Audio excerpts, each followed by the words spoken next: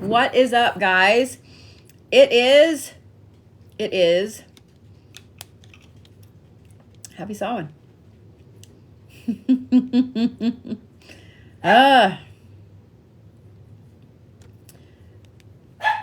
I don't know what is up with Doc. He's killing me this evening. It is what it is. So for those of you guys that have reads from earlier, I got you. We're going to sit here and hang out. You're stuck with me, period. Just let it happen. But we're going to chat. We're going to talk. I'm going to read for you. I still have a few tiny reads left.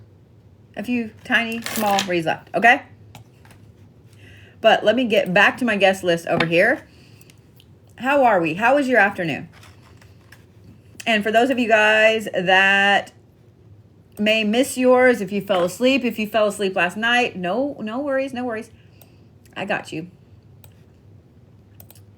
I'll have this on YouTube. It'll be downloaded tomorrow morning, okay? So my first read is Joe. I'm glad yours was amazing, Venus. I kept trying to get reads done at the shop today, and no matter what I did, it wasn't happening. We were busy today. Not complaining at all, okay? At all. Not complaining.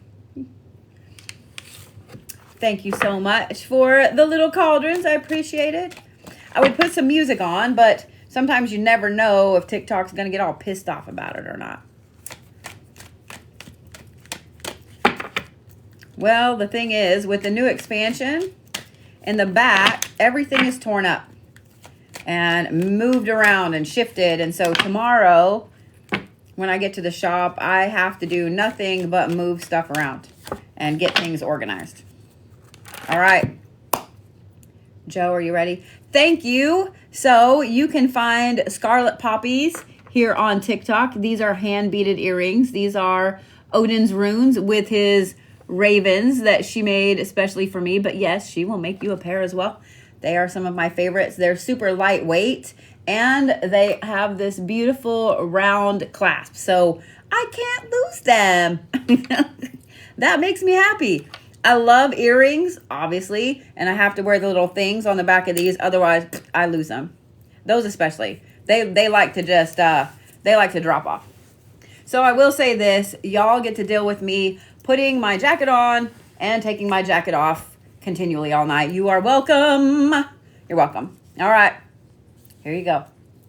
So if you look up Scarlet Poppies here on TikTok, you will find her. All right. Joe, here we go. No, I don't think they reject the earrings. I'm just not super graceful. I might... Oh, I see why Doc's barking now. I hear the sirens. I'm like, I live not too far from a fire station, so yeah, I'm like, why the fuck are you barking, man? So earrings like this that have the little hooks on the end, they get caught in my braid, they get caught in my sweater, they get caught in my scarf, they get caught on my 90-pound purse when I take it on and off my back. Yeah. So, here we go, Joe. Are you ready?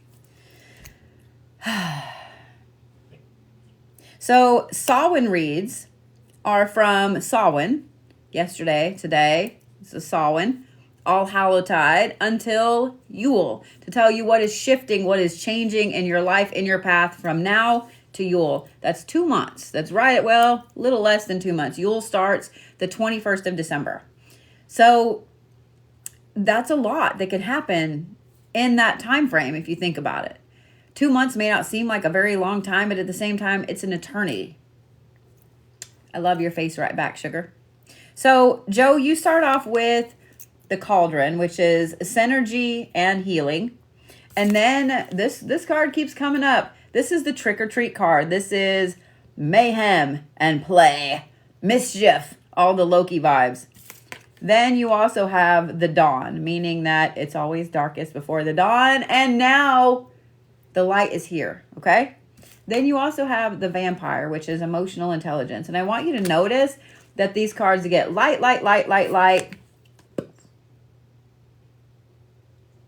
right before the solstice. So we're going to talk about these, then we're going to talk about that one. So, here's the thing, Joe.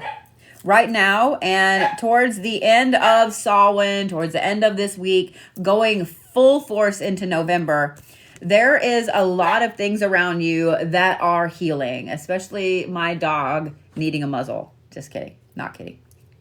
He's been doing this, just randomly barking. He's sitting on the couch. I can literally see him just randomly barking. I know dogs hear more than other animals, but still, sometimes I'm like, I'd like you to not do that, please.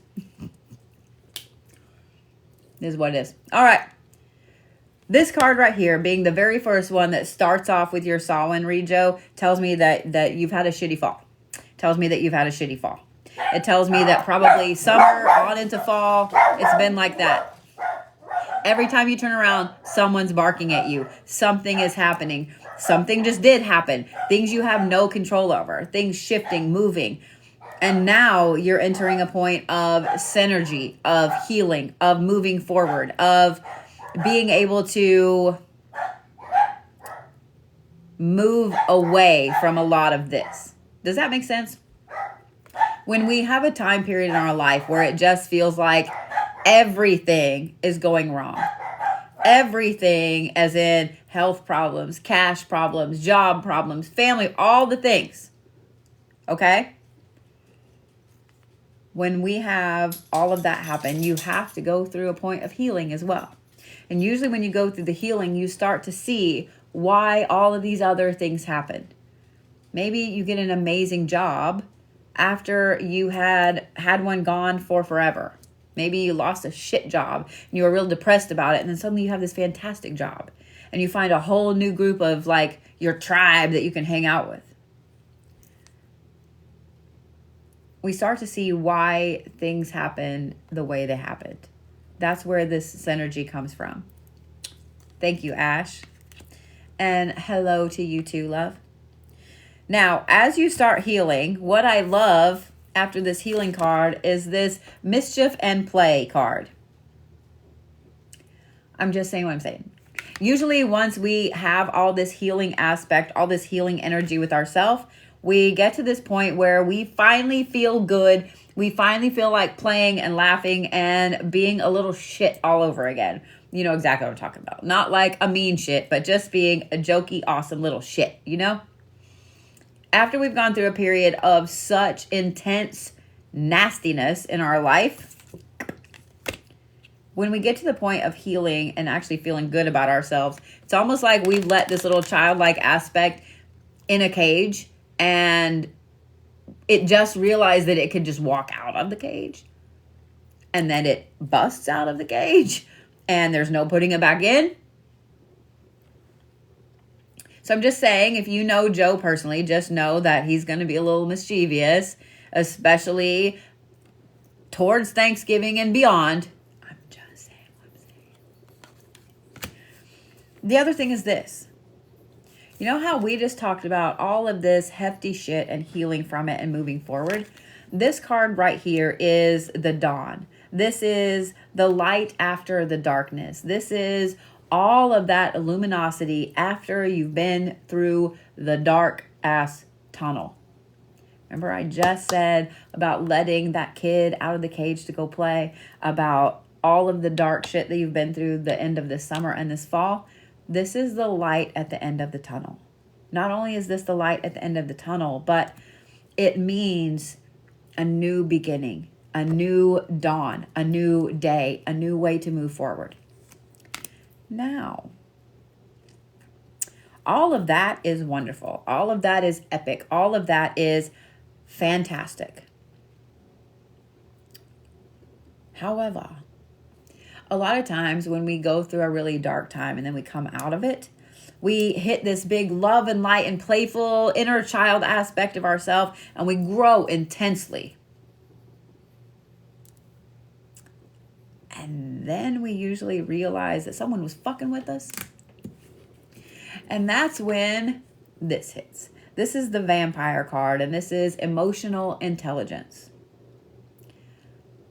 by looking back at all of this stuff that's happened, we start to realize, oh, okay, this person caused me to lose my job because of saying this. This person caused my relationship to fail because of blah, blah, blah, blah, blah, blah, blah. Now, I'm not saying that every single thing that happens is the fault of someone else, guys, okay? So please, please, please, don't think that. We all have a part to play in everything. But this emotional intelligence right here,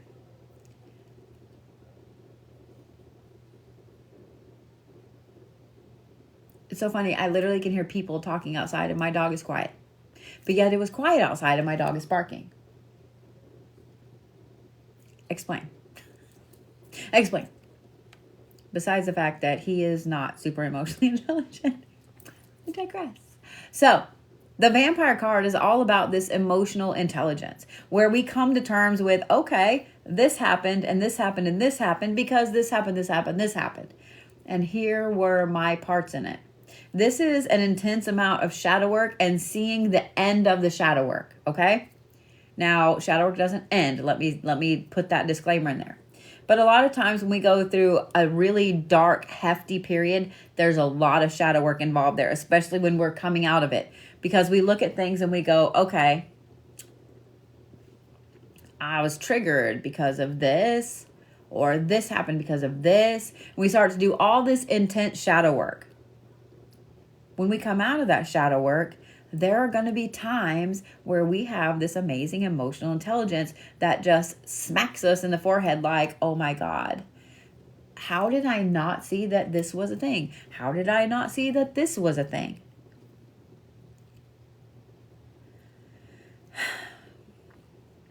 The cool thing about this card is we start to realize that we healed a part of ourselves. And when you start to get this emotional intelligence, you are so welcome, Lori honey. When you start to feel this emotional intelligence really pop up in your life, it is a life-changing thing. Your personal power goes through the roof. Your belief in yourself, just that confidence, the fact that you were able to heal a part of yourself. I'm just saying. Shadow work isn't just about working through traumas. It's about your own personal power. And that's what this is bringing to you, Joe. An intense amount of play and tomfoolery and new beginnings, as well as seeing the end of your shadow work and what you've been working toward. So, my next person is Miss Amy Walker.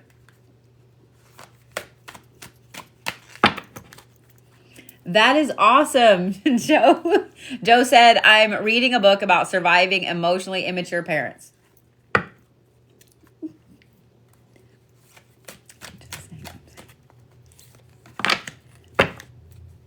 Well, I'm proud of you because a lot of times, especially some of us that are Gen X, we had very harsh parents. We had parents that, you know, they were happy to let us be free-range children. And for those of you guys that, all right, Amy, I'm just trying to draw one last card, and I can't seem to get it to come out. Those of you that grew up with some Gen X parents, they were either pretty similar to their parents or they were helicopter parents. Hey, Eric, I did yours last night. It should be on YouTube this evening. I was worried that you missed it, but I got you.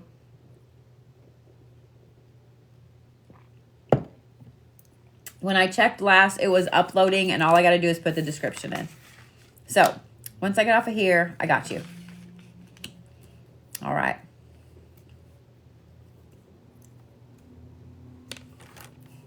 And for those of you guys that are on here this evening, if you miss yours, or if you are half asleep, or you forget half of what I said, it will be on YouTube tomorrow, okay? So don't stress. Don't stress.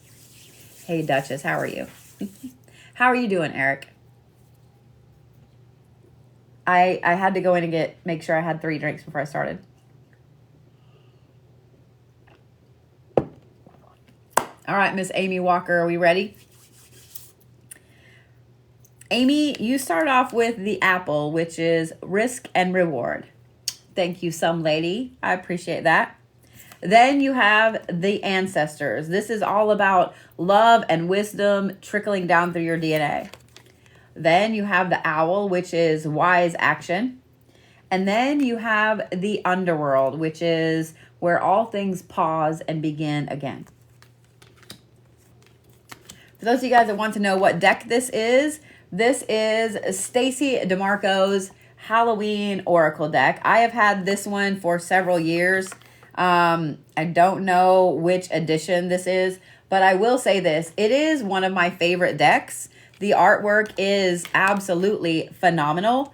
However, this looks like a 3rd grade tablecloth that rips before you get even a quarter of the way into whatever party you're having. I really and truly dislike the back of this deck. Like, I just can't. When you have artwork this amazing,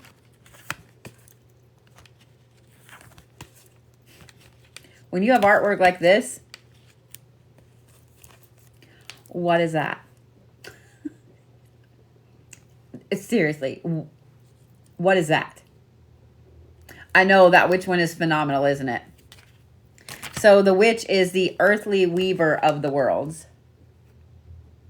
So you see what I mean? When you have artwork like that, I'm hoping that I just have a 1st edition deck and that they have changed and that the back of the deck is phenomenal now.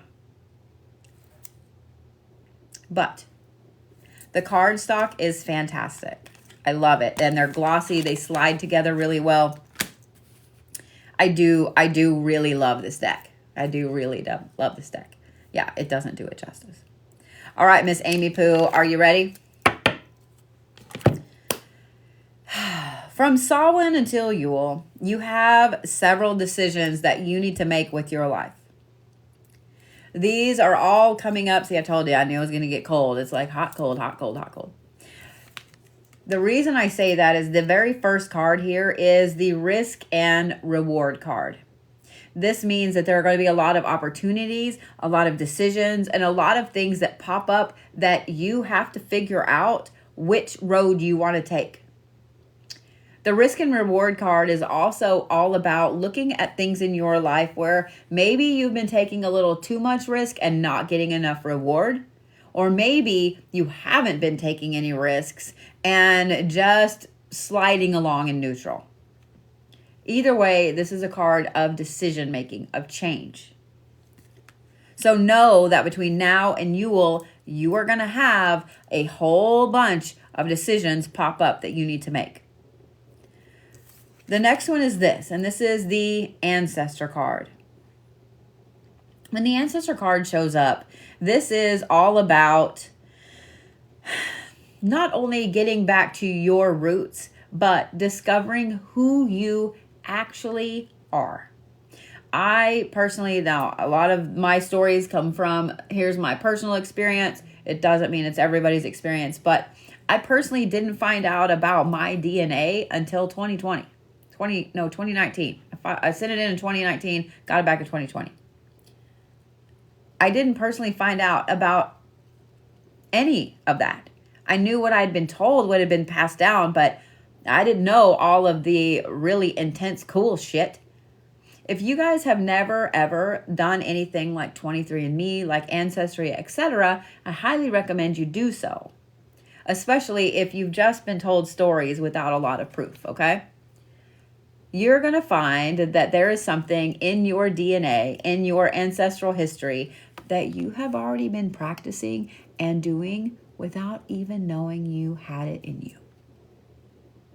Like, for example, I knew that I was Irish. I knew that not too far back in my family line, I had family that came over here from Ireland. That's about it. Because no one ever talked to me about it.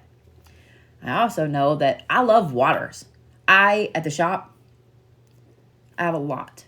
Every single eclipse, every single full moon, usually every new moon, I have fucking water sitting out. I have water with crystals in it. I have water with herbs in it. I just have all these infused fucking waters.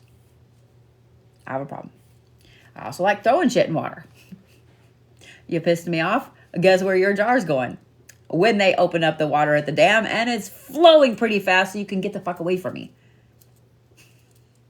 Did you know that the ancient Celts loved to use water in their workings? Did you know that water was very, very important to them? I didn't. Till I found out that I'm third generation Irish and I can trace my ancestry back to Irish travelers. Just say what I'm saying. Just say what I'm saying. Do some looking into your DNA, Amy. If you have not done Ancestry, if you have not done 23andMe, I highly recommend looking at doing one of them. The holidays are coming up, so they're going to have sales on all of it. Do it. The cool thing that I love about Ancestry is that it populates your family tree for you. The thing I don't love about Ancestry is it shifts and changes as more and more people get their DNA done. I have not done 23andMe yet. I'm planning to do that this fall. My kid has done it. I know other people that have done it. That doesn't change. That is you. That's your specific DNA. Okay? So, yeah. Get to know your ancestry. Find out where you actually come from, where your DNA comes from. Okay?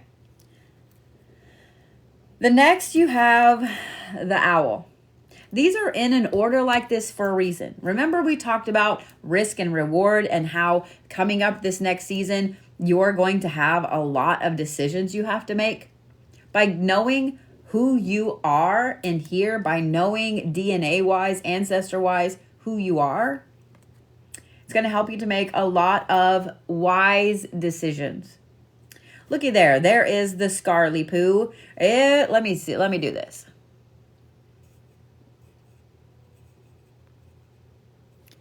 For those of you guys who were asking about my earrings, this is the beautiful young woman that made them for me.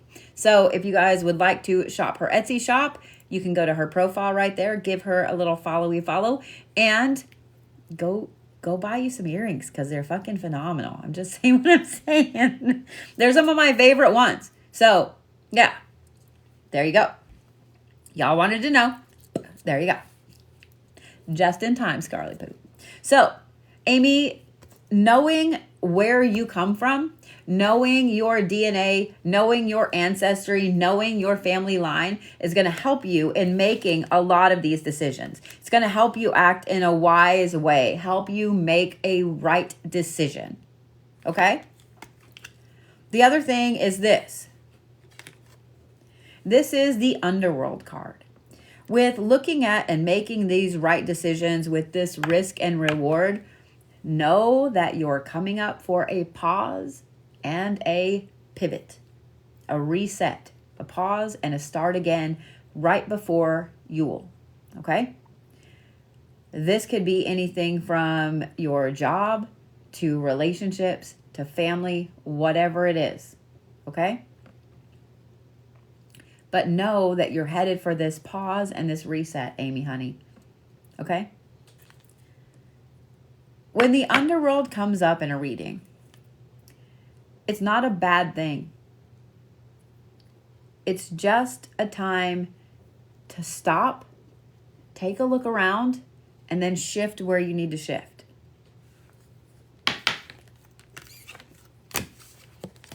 It's going to be a very intense fall for you, Amy. Okay? All right. Miss Kathy Mizell is next.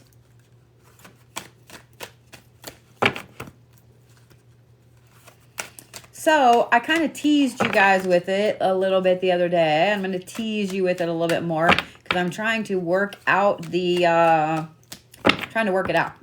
But remember how I said we're going to do some lives where it's shopping with Bodhi?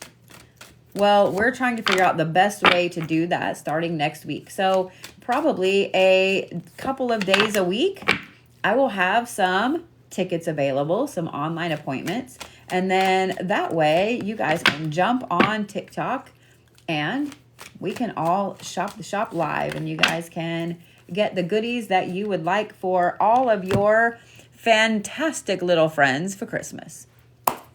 Yes, yes, yes. All right. We ready, Kathy? Ready? 1, 2, 3, 4, go. Hope you were, because here we go. We're flipping the cards. Are.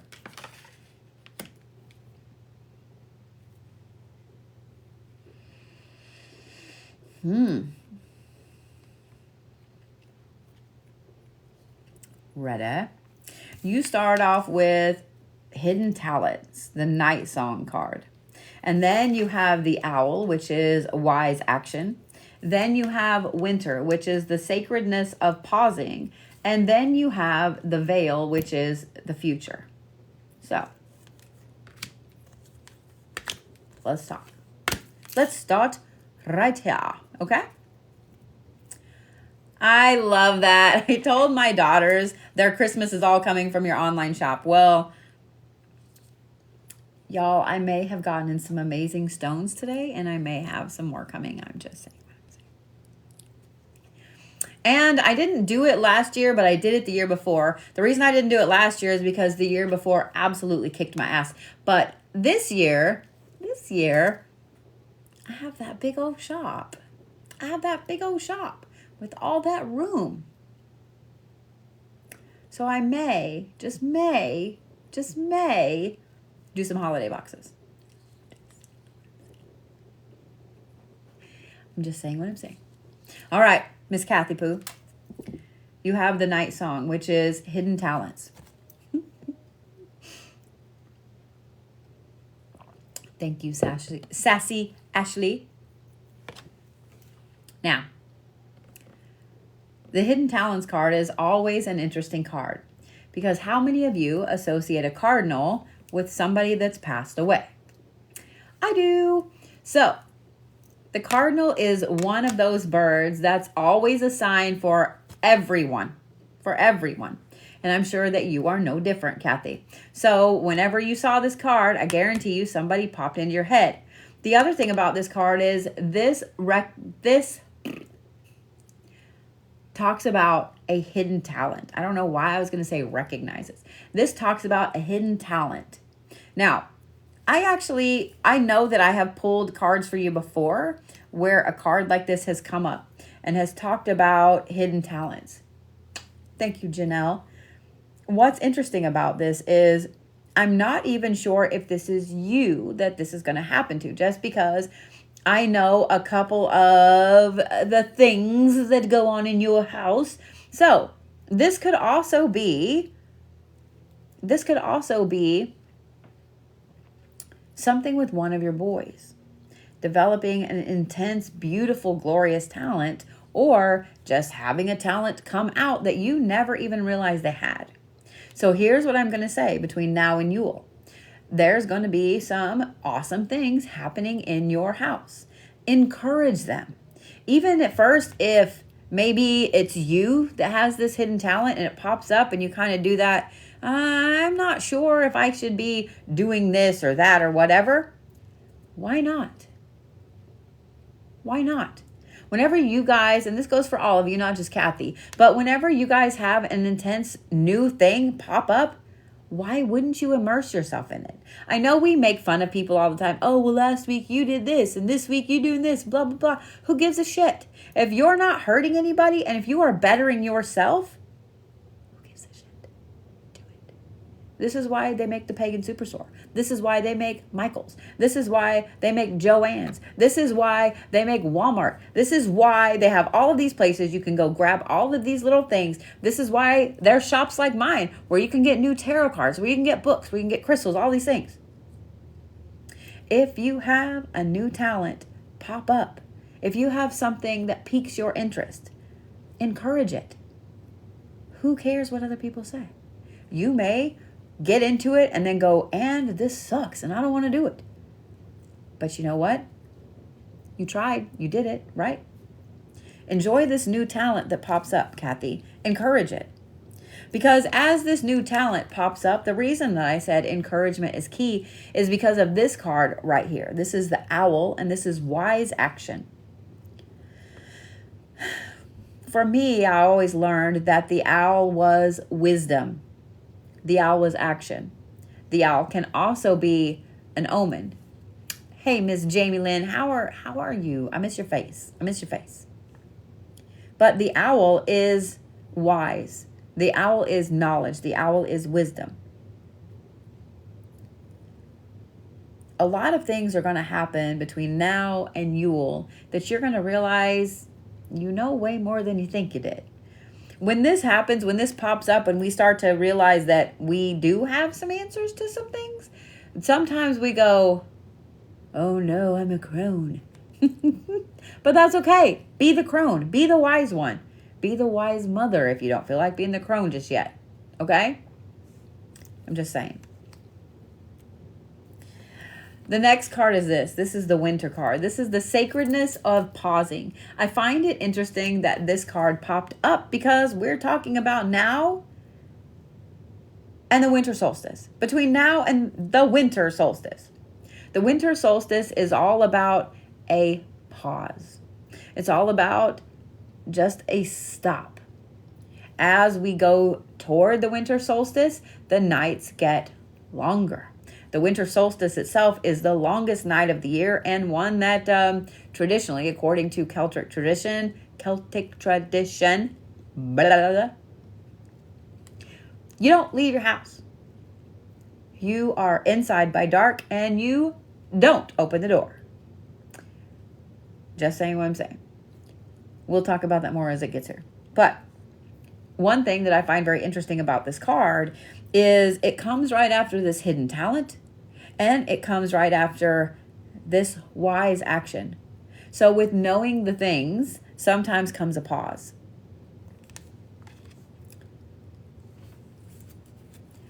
After this pause and after this wise action comes this. This is a little bitty thing called the veil. The veil is all about the future. Between now and Yule, now and the winter solstice, there's going to be a lot of things that you have to decide what kind of action need to be taken, as well as nurturing some gifts and abilities. After this pause and this appreciation of this pause, it's an intense look at the future and where you're going. That's always a good thing to look at during Yule and toward the end of the year. I'm just saying what I'm saying. I promise I will have I'm just saying what I'm saying shirts. I promise. All right. Miss Zoe. Miss Zoe is next.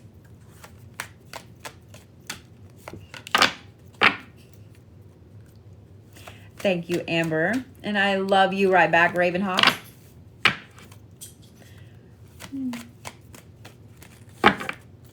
There's my Zoe.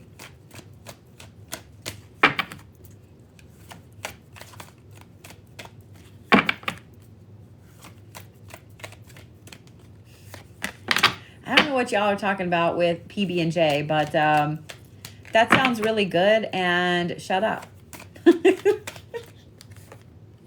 Shut up. Because that would screw my sugar all up. And it sounds delightful. And let's go. Let's go.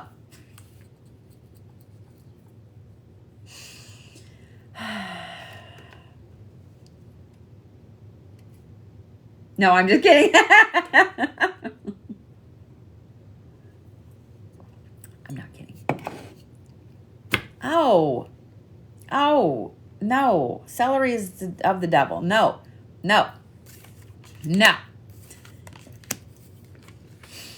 Peanut butter and celery. No. I always hated that as a kid when parents brought that to school because I already knew I wasn't going to eat it. Oh, I love peanut butter and fluff. Oh my God. I haven't had that in forever. So I saw somebody, I don't know who was that said peanut butter and sugar-free jelly. Y'all, whoever decided to create sugar-free jelly and sugar-free syrup, they need to be just strung up. I'm just saying what I'm saying. Because if you have never tried sugar-free syrup. Don't. It's legit like someone poured syrup outside, let it get cold, then let it refreeze, then put it back in the refrigerator, then took it out of the refrigerator and let it get all nasty and a little bit of moldy, and then added some water to it and then put it back in the fridge and said it was syrup. It's filthy. It's gross. It's gross. Sugar-free jelly is pretty close to the same thing. Sugar-free jelly tastes like it has sat on a table in a backwoods diner for 12 and a half years. Yeah. Yeah. So, if someone would like to make some sugar-free jelly and sugar-free syrup that actually tastes good, you would be a fucking bazillionaire. I'm just saying. Because every single diabetic and every single person... Ooh, Walden Farms is delicious. What? Okay, I'm down. Every single diabetic, every single person that is sensitive to sugar, every single person that can't eat sugar or whatever would absolutely worship the ground you walk on. Thank you, Trina Larson, for resubscribing, honey. So, yeah. Now, I've gotten pretty good at making some sugar-free shit that tastes good, but I don't do it on a commercial basis. So, there's that. There's that. So, all right. Miss Zoe has been waiting patiently to see what card she has as I've been ranting about sugar-free shit. So, Miss Robin just said, I just wanted to talk about this real quick. Miss Robin just said, I just found out that I'm pre-diabetic. If you guys get diagnosed being pre-diabetic, or if you get diagnosed really with pre-diabetes, but cinnamon's going to be your friend. Cinnamon is going to be your friend, okay? Cinnamon needs to go on almost everything that you eat. It can go in all kinds of teas and so on. Unless you're allergic, then, but, yeah, cinnamon's going to be your friend. There's a lot of other herbs too, but. All right, so, ready? Miss Zoe. You are not invisible. Hang on, what was that? You are not invisible. Sometimes the comments get going so fast that I don't get to see all of them. And I have noticed, especially because of live sales, that sometimes people would say, well, I had a comment before so-and-so. I think that TikTok screws with the comments sometimes. I'm not going to lie. I'm calling you out, TikTok. Because I don't think that we see everybody's comments. So, yeah. Stewing strawberries with cinnamon. What is that magic thing? I'm gonna need that. I'm gonna need to find out how to do that, because yeah. Oh yeah. If you have someone that is saying they are me messaging you, please block that person, guys, okay? They're rampant again right now. They're making the rounds, and apparently I am one of the chosen ones right now. So hopefully one day soon I will get the little blue check mark. But, you know, until then, it is what it is. All right, Miss Zoe, it's all you. You ready? We have feral Zoe, because we have the almost said the vampire, the werewolf, which is exploring wilderness. This right here, we have feral Zoe. I'm just saying. Then you have the Barmbrak, which is sweetness and energy. And then you have the witch, which is the weaver of the earthly worlds. And then, I shit you not, you also have the underworld. So, let's talk about all this. I see that a lot of you guys say that you've had a lot of fake me's. I do pay attention when people come in my lives, and I pay attention when people follow me if it shows me. Sometimes I don't see all the follows, but if I see one that looks a little suspicious and I'm starting to pay attention to their names a lot more, I will pop their little thing up on my screen, and I'll usually block them. Because what they do is they have a fake account that's like, I don't know, superstar psychic or some shit like that. And I noticed that they don't have a lot of videos, or they have videos of like 90 different people. They steal shit. All right. Yeah, I see that, Amy. I check my comments and I try to get them whenever I see them. If you guys have those people, please, you can report their comment and you can report their account for a scam or fraud. Even if they're being a fake me, because sometimes they won't let you report that it's a celebrity because I don't have the blue check mark. So if you report them for a scam or a fraud, that's usually a lot different. All right. Feral Zoe time. Zoe has been through a fuck ton of shit. I know. And I'm not going to talk about it like super loud, but Zoe has been through a fuck ton of shit. There's my first yawn. Knew it was coming. It was a little tiny yawn, meaning there's a bigger yawn coming.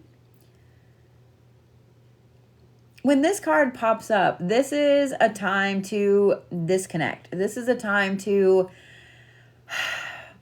get out and do some things that you don't normally do. Take a break. Go somewhere else. A disconnect doesn't have to just be going on vacation across the world or across the US for a week. It can literally be 30 minutes away. Because think about it. How often do you really drive 30 minutes to an hour and take time exploring the places there? Thank you, Miss Scarley. Just 30 minutes. Give yourself a time frame. Say 2 hours. Pick a direction and drive. Just drive. Drive for an hour. Then stop your car, get out, stretch, go pee, whatever you need to do, and then go back. You have just disconnected from the physical space that you're stuck in. When this card pops up, you need to go explore. You need to not be in the same little rut place that you are, okay? This is like permission to go out and do the things. It's also a lot of energy and a lot of feral energy. So feral Zoe is now till Yule. The other thing I love about this is the sweetness and energy card. With getting out and getting that disconnect and exploring the wilds, exploring the wilderness, exploring places that are not your normal places to explore, you're going to find that sweetness for life once again. I know, a lot of us seems to lose it. Thank you for all the roses and the cauldrons, guys. A lot of us seem to lose it after a while. We get so caught up in the day-to-day shit. We get so caught up in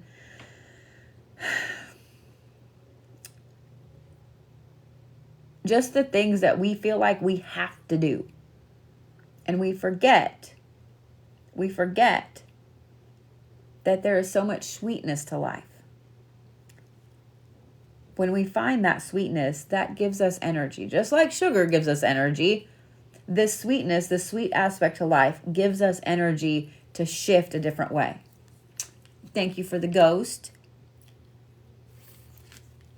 And as you find that sweetness and that energy once again, Miss Zoe, that's when this comes in.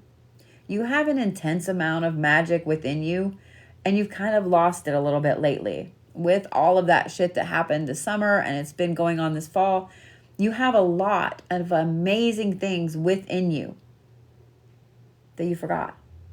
So by getting that disconnect, by getting back to that sweetness and having all that energy come rolling right back in, you're going to find that you can affect all kinds of things around you with your personal power, with your magic, with the weaving of the earthly realm. And when you start to realize this and you start to do a few little bitty things and your personal power goes through the roof, this is going to go higher and higher and higher and higher and higher. And you're going to be back where you were before you realize it and passing it. And as you pass where you were And as you see things that you're doing start to change things around you because you have gone back through this transformation and you're moving back up, that's when this pause comes in. Okay? This pause usually comes in right when we're in the middle of an amazing transformation, because this transformation and you getting back to the weaver of the worlds here. Really? I mean, that was the perfect thing when it comes to a pause. Thank you, Miss Tammy. Is this a pause and a shift and a pivot and a restart when you are climbing up your own power again is the perfect thing to show you how far you actually have come and how intense your own personal power is. And moving towards Yule with this pause and this reset like this, I'm just saying what I'm saying. I'm just saying what I'm saying. Miss Zoe, this fall is yours. This fall is yours. Thank you for that, love. Not only is this fall yours, but this fall is time for you to not only get back to that intense personal power and personal magic that you thought you'd lost, but to surpass it and be even more powerful than you ever were. When that pause comes, enjoy it, because that's your deep breath to dive in forward even more. Okay? I don't feel like putting my jacket back on and off, so we're going to turn the heater on. All right. So, now let me do this. Now is Miss Kelley A. My next few are Kelley, Jennifer, April, Tammy, and Sabrina. That's not all. That's not all. So don't stress about that, okay? Those are just my next few. You are so welcome, Miss Zoe.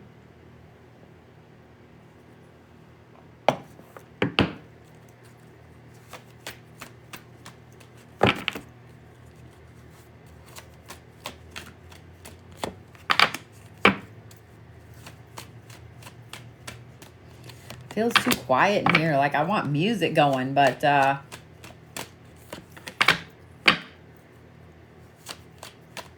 hey, Carrie, I actually did yours this afternoon. It'll be on YouTube here in just a little bit. Some resources to get started with shadow work. Well, I would say my shadow work journal, but I'm currently arguing with the fucking printer. And for those of you guys waiting on the shadow work journal, just know I'll be sending you out a message either tomorrow or Friday. I'm arguing with them back and forth about some things. I'm not happy. So, yeah. Anyway. Amy, I just finished yours here a little bit ago this evening. Here's what I'm going to recommend as far as shadow work goes. There are... I do have a shadow work, a beginner shadow work class on my site that is videoed. You can do it at any time. It also has a little notebook that comes with it with 10 different shadow work prompts in it. You can also look online for shadow work prompts. But here's the thing that I'm finding, because shadow work is cool on TikTok, and so a lot of sites are popping up with it. I'm just going to say this. You're welcome, Amy, honey. And thank you, Lori. I'm just going to say this. There are a lot of people out there that are preying on the shadow work trend. And in doing that, some of the prompts that are coming out and some of the ones that people are using, there's a difference in a shadow work prompt and abusing yourself. Okay? Some of the prompts that I've seen are downright, they're hateful. Okay? I usually do shadow work philosophy for free every single Monday at 6. I missed this week because I had something very important to do. I'll be back next week. So know that every single Monday at 6 p.m. I will be here and we'll do some shadow work philosophy. The other thing that I'm going to say is be careful who you decide to learn from. Okay? That's part of the reason why I started doing shadow work philosophy for free, because I'm watching all of these seminars, I'm watching people talk to other people, and I'm watching them just be verbally abusive to the person that they're helping. Shadow work is not meant to be verbally abusive. Shadow work is not meant to be emotionally abusive, because you know what? It's working through triggers. It's working through things that are already emotionally abusive. It's trying to help you learn. It's trying to help you move through things. It's trying to help you heal from those things. So if you have somebody that's helping or teaching you through shadow work, and I put that in air quotes on purpose, and yeah, I'm being a dick when I do it. When they do those kind of things and they literally abuse the person that they're trying to help, they're doing nothing more than causing more damage. Okay? The other thing is this. Do not do shadow work every single day. Don't. Once a week. Okay? Once a week. While you're starting. Because when you're first starting, shadow work is super intense. Not only is it super intense, but you're peeling off the scabby scabs. Like, these are still festering scabs. When you get down a little bit lower and you're peeling off some layers that you were like, I've healed this part, and then you're like, I have not. That's a little different. But you cannot and should not do shadow work every single day. You will break yourself. Okay? Shadow work is actually something that comes from psychology. It's not something spiritual, even though there are people on TikTok that try to make it. It is spiritual, but it wasn't founded on TikTok. It wasn't founded by some spiritual person. It was actually founded by Carl Jung in the 60s, and that is Jung. You can Google it. You can find out all kinds of stuff about Carl Jung. But he talked about the shadow self. Shadow work is healing the shadow self, the part that we hide from other people, and integrating it into the light part of ourself to become a whole person. Shadow work is an intense, amazing part of your spiritual journey. Shadow work also never stops. It's just like a spiritual awakening. It never stops. You'll go through times where you get so good at it that you're doing it moment to moment, and you're like, oh man, like that used to trigger me and that used to trigger me. And then you have times where you're like, and now everything triggers me again. Like, what the fuck? I thought I was through that.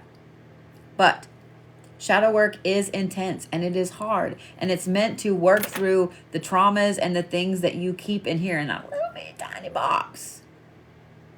So, yeah. But we can talk about that more on Monday.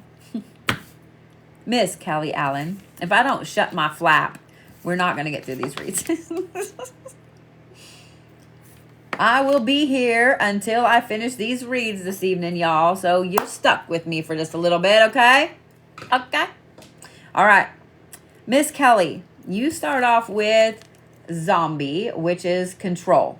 And then you have the Skull of Darkness, which is blindsided.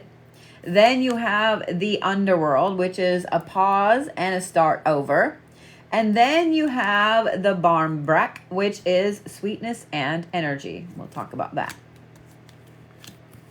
You are so welcome, guys. So let's talk about this. This is the Zombie, and this is control. From now until Yule, there's going to be a lot of things that you're going to fight the need to control. Okay? A lot of times when we go through intense anything, and just because I've known you for a little bit and I know some of the things you've been through and are going through, it can be hard not to try to clamp down and not to try to control things, because we already know, okay, that's fixing to go off the rails. This is fixing to go off the rails. I can see where this could possibly at some point go off the rails. So we start to like clamp down, because that is some of our own shadow work. Hey, Peony, thank you for subscribing for 4 whole months. I appreciate it. So Miss Kelley, know that between now and Yule, there's going to be some triggers that pop up that are going to make you want to clamp down and start to try to control things that are beyond your control. So when that happens, I want you to realize, and I want you to say to yourself, the only thing you can control is you. Okay? That's where these blind spots come in. Because as you're trying to control these situations, people, places, etc., you're going to realize where there's a lot of shadow aspects of yourself that they haven't healed. They haven't healed. You might have healed pieces of them, and it looked like it was a lot of healing done, but you're going to find there are a lot of blind spots that as you turn a corner with this or that, there's going to be that big old shadow work monster, like right the fuck there, ready to gnaw your face off. Like, that's how it works. So, know that there's going to be an intense amount of blind spots, especially with these control aspects. Okay? How do you sign up for shadow work? You tried looking on the link. Okay. So if you go to my site, which is on my link tree there, and you look under classes and services, you'll be able to find it. It is a videoed class. Hey baby, there's my dude. I really do need to teach I usually teach like a 6-week course in a very intense shadow work. But yeah, I haven't in a while because I've been only a little busy, just a little busy. So thank you, Robichelle. I appreciate that. Tapped yourself out. You're so funny, Lisa. So, thank you, Stacy. I love you right back. With these blind spots, Kelley, don't look. I get to talking too much too fast, and then my body's like, bitch, you got to breathe. So, Kelley, with those blind spots, you're going to have this pause. So you're going to I have a feeling that these two things right here are going to start to overwhelm you. And then you're going to have this moment where you just kind of take a step back and pause. It's one of those like pop you in the forehead. Oh my God, I need to work on this. I need to work on that. It's just one of those moments. And this pause is going to hit. And I guarantee this pause is going to be at least a couple of weeks, a week or so, that you're going to walk around like, man, I think I've been being a dick. I think I've been being a dick to everybody, because you're trying to recover from seeing all these blind spots where you're trying to control aspects. Control usually is a trauma response, guys. Having the need to control a lot of things in your life is a trauma response because you feel like you're out of control. Once this pause happens, Kelley, and to be honest, I think that this is a fantastic thing, okay? So please, please, please don't worry about this. It's going to happen. It's going to happen. But it's for a reason. Because after this pause comes this. This is that synergy, this wonderful sweetness, and getting back to that wonderful Kelley energy that's in there. I know that you've been through some major intense things, and because you have kiddos, you have to kind of gloss over those things to help the kiddos. But now it's coming to a point where there has to be stuff for Kelley. There has to be healing for Kelley, okay? So this fall is going to be intense. This fall is not only going to be intense, but it's going to be a lot of work. It's going to be a lot of shadow work. It's going to be a lot of reset. And Yule is going to be fantastic. Yule is going to be fantastic because of this right here. So as this pops up, I would love to say, don't stress about it. It's part of it, but I know you'll stress about it because it's hard and it's intense. But know that Yule is going to be fantastic. All right, Miss Kelley Poo? Oh, having that heater right here just about to melt me is making me thirsty.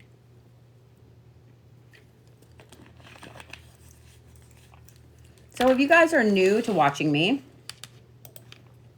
know that I yawn a lot. It's kind of like a game. It's kind of like a game. Just how many yawns is Bodhi gonna have? Just saying. Just saying. It just is what it is.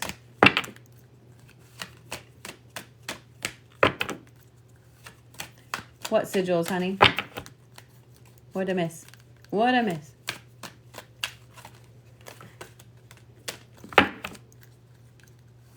Oh no, Michigan got snow. I'm just trying to there we go. I'm not doing all those cards. I'm trying to pull cards for Jennifer Swab.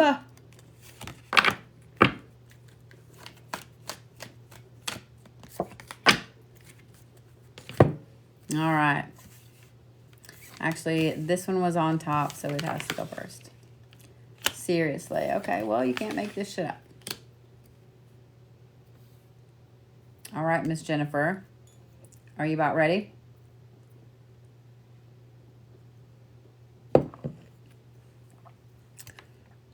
Wow, lots of places got snow. Don't send it here. Please don't send it here. It's been cold as shit here lately, and I wouldn't be surprised to know that we had some ice and stuff like that, especially Sunday. Sunday was stupid. Sunday was stupid. All right, here we go. Ready, girl? I shit you not, you also start off with control. Now, you had these two cards came out like this, the control on top of this. So you have control, and then you have the hearth, which is the center of the home. This is happiness. Then you have the ghost card, which is regret. And then you have the black cat, which is fortune meets opportunity. So let's chat about these two. Yours is a little different, okay? Because this card came out on top of this, you have something interesting that's going to pop up between now and Yule, probably sooner rather than later. Something, someone, etc. that's trying to control this. The hearth is the center of the home, the center of you, center of your happiness, the center of your safe space. The hearth is traditionally where everybody gathered around. It's where meals were cooked and ate. It's the warmth of the home.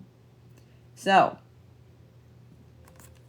you have something that is going to pop up that's going to be trying to control this center, this happiness, this home aspect, okay? Now, this is something you're going to have to deal with. If it's a person, if it's a place, whatever it is something that you're going to have to deal with. Because this control is trying to...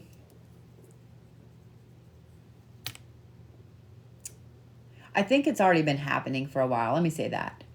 Because when you have something or someone that's trying to control this, you feel it start to do this, but you usually feel it when it's about here. You didn't really realize it until it was about here. From this point, it's this. Trying to just control every aspect of it. Now, this could be a person, but this could also be a belief. It could be habits. It could be all kinds of different things, okay? It could be just clamping down on kids too hard. It could be that someone is, maybe someone's lost their job in your home and they don't have any other thing that they're in control of. So now they feel like they need to clamp down again. Whatever it is something you're going to have to deal with because it's going to start affecting this. Thank you, Paradise, honey. It's going to start affecting that. And you don't want that to affect it. Now, we're going to talk about that again in just a minute. Because this one right here is the ghost card, and this is regrets. So in dealing with this issue with this control, there's going to be a lot of regrets that pop up. I don't really think that these are your regrets. I would not be surprised if once you deal with this, because I don't think that this is you either. So I wouldn't be surprised that once you deal with this, You have something, someone especially, that comes and says, you know, I really regret that I acted this way. I miss you. I miss this. I miss that. Whatever it is. Where they are voicing that they have all these regrets. That they didn't mean to act like this and blah, blah, blah, blah, blah, blah, blah. I'm going to ask you to remember that, yes, they did. Yes, they did. Okay? If you have a regret about something, it's usually something internalized in here. Maybe you regret not going to college because it's something that you felt was selfish, and instead you got married and had a family. But you regret not going to college because you felt like maybe, you know, if you voice that, you're going to seem selfish. That's much different than coming back and saying, I regret what happened with our marriage. Yeah, well, you were an abusive dick. I don't know what to say. When we deal with a problem, especially with somebody being super controlling and having them try to smother that happiness, of course they're going to have a regret when they get called on their shit. So know that when you handle this situation right here, they're going to come back before you will with all these regrets and all of this sadness and wah, wah, wah, wah, wah. It's up to you what you do with that. Because after you handle this situation, did I have the blue Bodhi come into my live?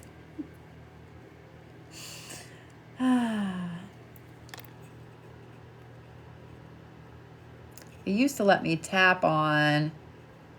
It used to let me tap on them. Damn. Yeah, it used to let me tap on them. Damn. So that way I could block that person, because that's got to be a new one. I love it. I love it. It looks like I'm going to have to go through when I go to bed and sit there and go through all of the new blue Bodhies and mute them. Oh, good. Thank you. I'm going to have to go through and mute them. Well, what sucks about it is about every 3 or 4 months I have to go through and report and block all of the new ones so they can't steal my shit anymore. Like, it's stupid. It's stupid. But it cracks me up when I come into my own live. Like, what the fuck? Anyway, Jennifer, when this happens, when this situation is dealt with, and it's not going to come to a head very quickly. It's going to be like kind of a build-up, okay? When you finally deal with it, you have a lot of intense things coming your way right before Yule. I'm really going to say that all through the month of December, there's going to be a lot of prosperity. There's going to be a lot of opportunities. There's going to be a lot of intense, wonderful things that come your way. Okay? This card is Fortune meets Opportunity. I just like the kitty cat eyes and the smoke behind it. I'm just saying. Makes me want a cat. I miss having a cat. But I will say this. When you have a lot of these opportunities coming your way, it's like the universe is rewarding you for dealing with this situation right here. So as you're dealing with this situation, know that not only is there a light at the end of the tunnel, but there's like this golden, fluffy, chiffon, satin, beautiful ball gown type of light at the end, okay? It's going to be utterly fantastic. And I know that you said, hey, that's me, whenever I said your name. So I'm curious if you know what I'm talking about with this issue, with the control and the happiness and the hearth. But I love that that's one situation that leads to something so much better. Thank you for resubscribing, love. I can't figure out your name there. I can't hardly see it. I probably need my glasses on. So, yeah. Hey, Batman, how are you? You're welcome, love.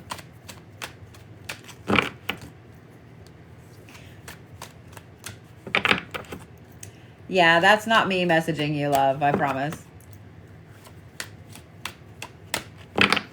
I'm looking to see if Jennifer is still here, if she knows what I'm talking about. The next group Reiki session will be tomorrow. Just saving Gotham, the usual. Well, what would we do without you, love? Should shadow work be completed before manifesting anything? Absolutely not. Don't stress about that. Because here's the thing. If you had to be completely healed before you manifested anything, you would never manifest anything, because shadow work never stops. Shadow work never stops. All right, April Williams, you are next, sugar. Aw. I will say this, Mahalia. You don't want my energy. You don't. It's too much. Hey, Binksy. Let's see here.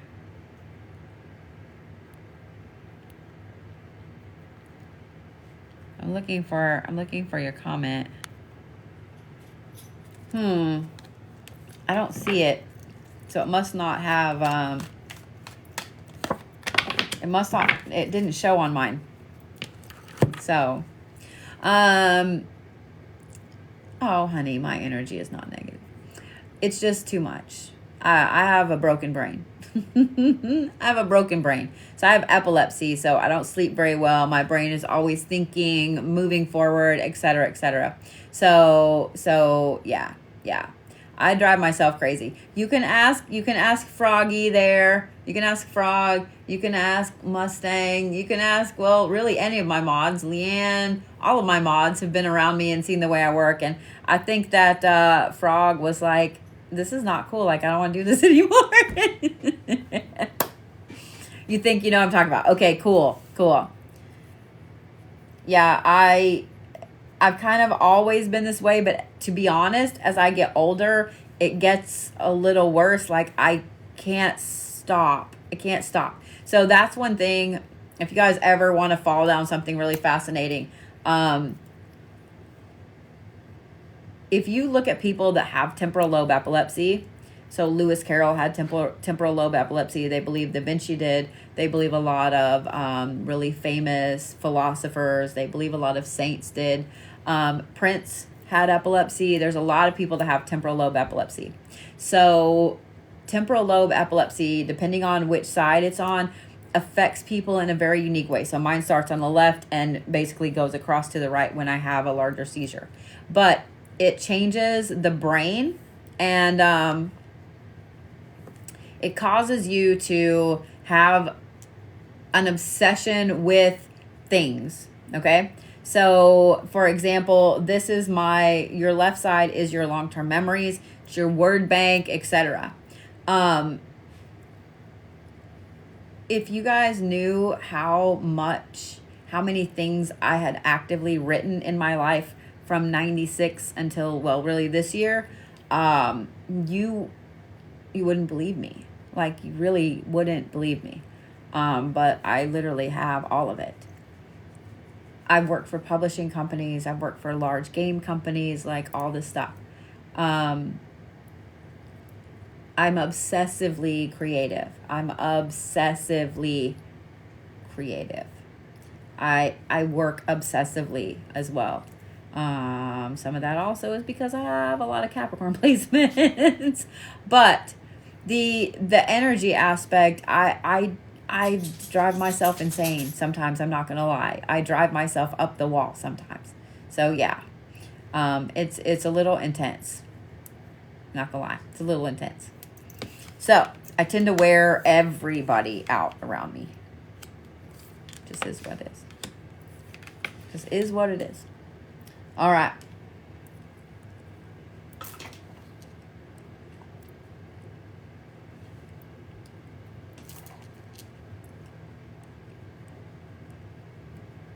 And I saw somebody ask a while ago how long I'd been reading. I've been reading professionally almost 10 years. Next year will be 10 years. Yep. Miss April, are we ready? See, a lot of you guys know exactly what I'm talking about with the epilepsy. It's intense. All right.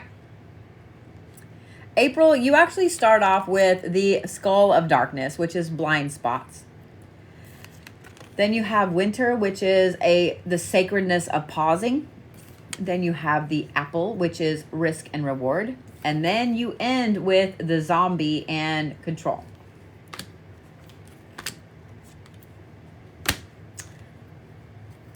Samhain is going to show you a lot of areas where you have blind spots. It's going to show you a lot of places where you may have been oblivious to things that were going on, to habits, to things people are hiding from you, to your own gifts. Blind spots aren't always bad things, guys. It's just where we can't see what's going on over there. We are tunnel vision, or we just can't see those things. So, Samhain is going to bring about a lot of illuminating blind spots around you. Okay? Pay attention when they happen. And don't feel bad when they happen either. When you realize, oh God, how did I never see that before? Or how did I not know that? Or how did I not know I had that gift? It's okay. We all get blind spots. We all get them. So when this happens, please don't stress about it. It's just the universe, whoever it is you believe in, is showing you, hey, here's this. Know that they're going to pop up from now till Yule. Every time they pop up, there's going to be a bit of pause with you. The bigger the blind spot, the bigger the pause. The smaller the blind spot, the smaller the pause. Some pauses may only be like 5-10 minutes, just like, holy shit, how did I not ever pay attention to that? Some may be a couple of days or more, okay? Every time you hit one of these blind spots and you start to have this pause, just enjoy it, okay? I know it's weird to say enjoy a pause when your mind is blown a little bit, but enjoy the pause, okay? Enjoy the pause. Pauses are there for a reason. They're there to give us time to think and really look at that blind spot. So they're a good thing. That is a thing, and then these two are a thing. This risk and reward card right here is really important, because this means that from now until Yule, and really I'd say probably mid-November on, there's going to be a lot of different things that pop up that you have to weigh very carefully, the risk versus the reward with them. Some of them are going to sound too good to be true. Some of them are going to sound too good to be true, and you're going to go, I don't know if I can trust that or not, because that does sound too good to be true. And then others are going to sound just good enough that you're really going to consider it. But I want you to look at all of the risks and rewards that go along with whatever opportunity has just been brought to you, has just fallen in your lap. The other thing is this, and I want you to have a lot of control over this. You need to be controlling every single decision that is made for you, okay? This means if you have someone else that's trying to help you with this stuff, they don't get to speak for you. They don't get to speak for you. They don't get to make decisions for you. They don't get to say, oh, well, April's not here, but I'm sure she'd be okay with. No, they do not get to have that blanket power of control, especially over any of these things right here. So if you have somebody in your life that could possibly pop up and do this, whether it's at home, whether it's at your job, wherever it is, you're going to have to step up and make sure that you kind of push them back a little bit when they're trying to say, hey, yeah, you should do this, and I went ahead and did this for you. No. Because of all of this stuff right here with these blind spots and this pause each time you have a blind spot, you do have some people that are going to step in and go, oh, if you're taking a break, just let me do this for you. No. Now, am I saying not to accept other people's help? No. But what I am saying is don't let them control a specific thing because you're in a pause, okay? They don't need to control it. They can help you, but they don't need to control it, okay? Pay real close attention to this. Don't make me spiritually throat punch someone for you, but I totally would. I totally would. I got you. But April, just know that when you have these risks and these rewards coming in, the ones that are the best, the ones that have the best reward to them, you're going to have somebody that wants to step in and take that reward from you. Because they want that control. So when that reward happens, they can go, oh, well, that was me that did that for you. No. Okay? This part is fantastic. Even though blind spots suck, and even though pauses suck, I'm just saying what I'm saying. This person, however, girl, I got you. If you need me to spiritually throat punch somebody, I will. I got you. Okay? I got you. Thank you, Casey.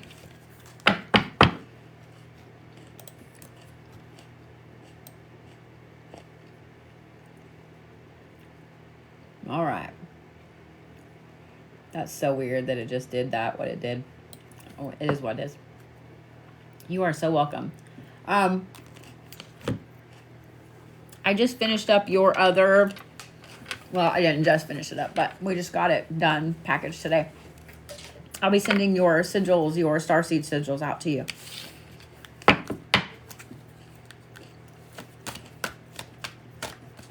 Thank you for the donuts, Peyton. Or is that coffee? Wait, what is that? I don't know. Bracelet. Team bracelet. Looks like a donut. Looks like a donut. All right, Tammy Jacobson. Are you ready? See, now I want this. I only have one, honey.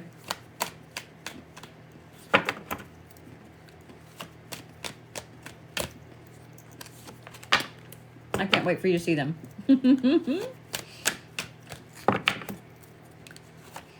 The only other account I have is Bodhi's Apothecary and Spiritalia. I will never message you from that either. Hey, Scott, thank you so much.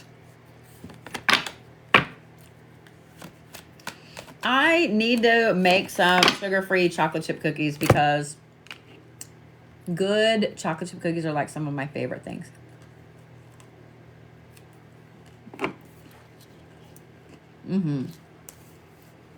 Y'all ever notice that there are some things that they're really horrible? Like, they're really horrible for you. And they're the cheapest shit ever. But you love them.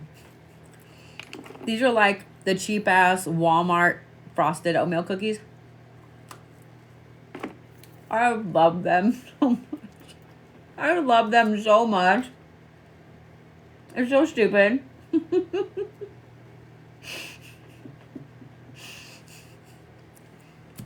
I can't help it. I have a problem. I don't want the chewy ones. I like them a little chewy. But those right there, it's $1 worth of happiness. I'm just saying. All right, Miss Tammy. All right, Miss Tammy. It is self-care, right? It's self-care. That's what I'm going to tell myself every time I go to Walmart. And I'm like, I need these. Self-care, bitch.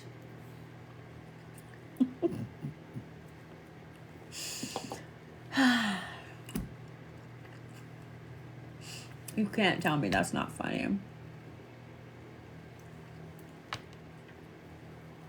You can't tell me that's not funny.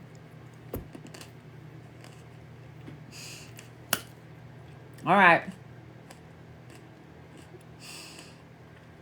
Here we go, Tammy. All right. I'm just going to say all right repeatedly. All right. All right.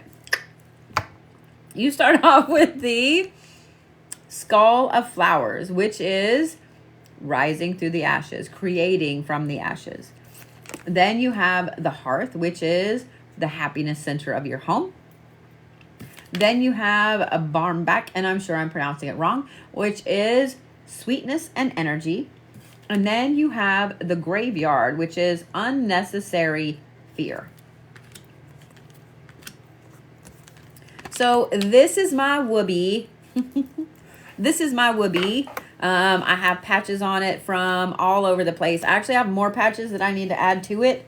I just haven't had time, and this one's actually coming loose a little bit, so I need to sew it. But this is actually from Marie Laveau's in New Orleans. I got it a few years ago. I'm not sure they even have these anymore. But yeah, this is my whoopee. I love it. And it has been all over the country with me. Yeah.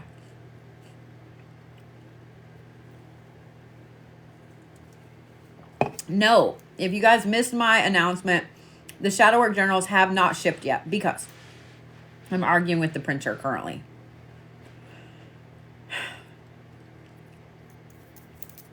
I'm not happy about it. Like, I'm to the point of probably just literally putting it on Amazon, canceling my order, and ordering it through Amazon and sending it out that way. It's just stupid. It's just stupid. So, yeah. Anyway. Ready?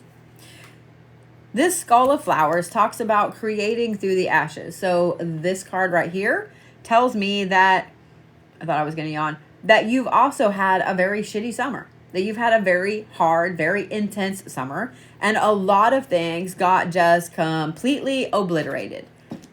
Not only did they get completely obliterated, but you just have all this ash that you're walking through now.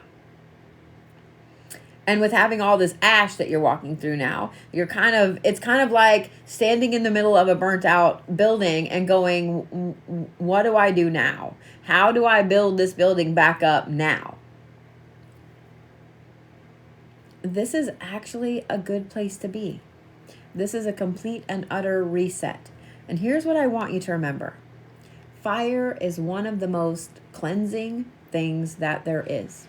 After a wildfire, after a forest fire, that land is more full of nutrients and more full of energy than it was for the past decade or two.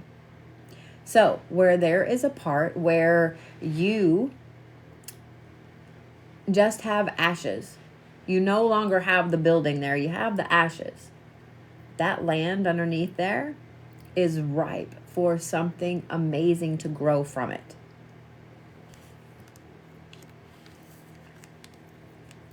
That's where this comes in. In growing from the ashes and creating from the ashes, this is how you create your happiness, your hearth, the place that heals you the most. By taking those ashes and making it into this glorious place where you can always be you and you can always be happy, it gives you a platform that you've never had before. When you have that platform, when you have this hearth, when you have this happiness, when you have this home, that's where all of this sweetness and energy then pours into your life. Yours is very timeliney. Yours is very like this happens and then this happens and then this happens. Yours is very timeliney, I'm just saying. And it's also fantastic because when we have something major happen,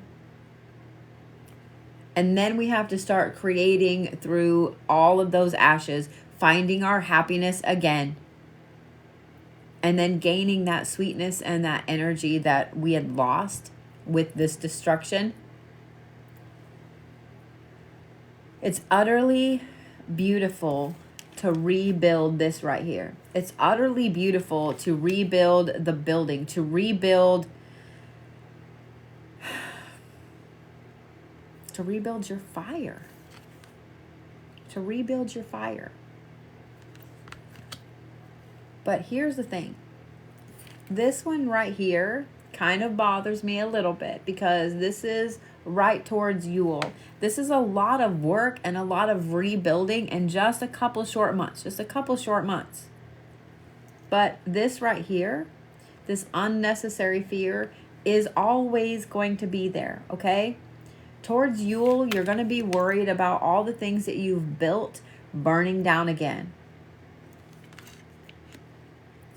That fear is always going to be there. It just is. Anytime you rebuild something, and this goes for anybody, and every single person here knows exactly what I'm talking about. Anytime you lose so much, and you claw, and you scrape, and you rebuild, and you get to the point where you're happy, you have to fight this unnecessary fear of that happiness being yanked away from you.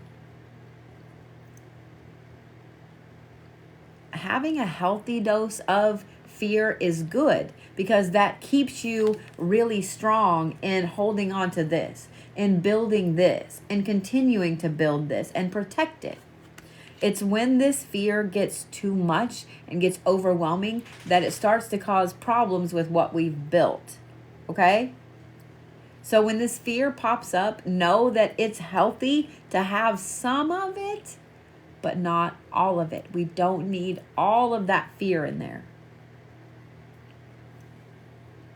I love all of this. And this is just a reminder not to stress too much about losing these things right here.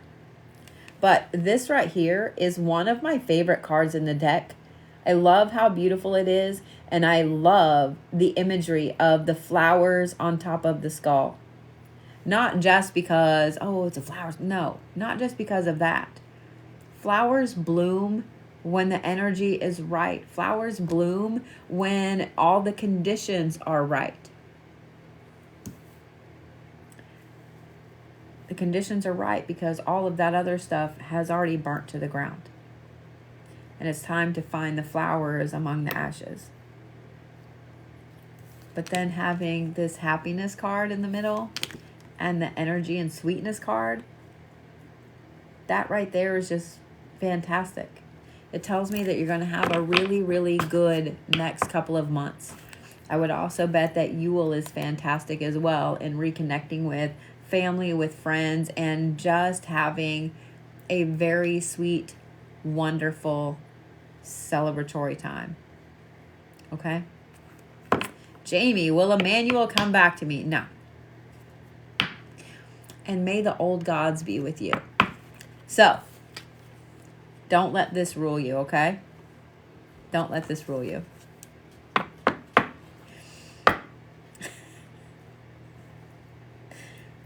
I hope y'all didn't catch that. Maybe you did catch that. I don't know. I don't know.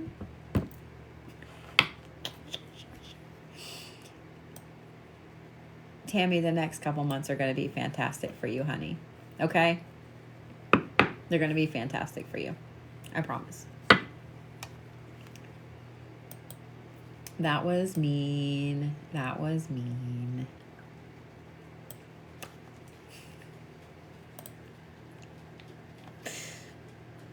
I couldn't help it. I couldn't help it. I get so tired of that. Y'all have no idea. I get so tired of that. People pop in, will so-and-so love me? Will this happen? No. You know why it won't happen? Because you don't want to do anything to make it happen. You are coming in alive and spamming a question that you already know the answer to, but you're just trying to get someone to say something different. Do you know what I'm saying? Do you know what I'm saying?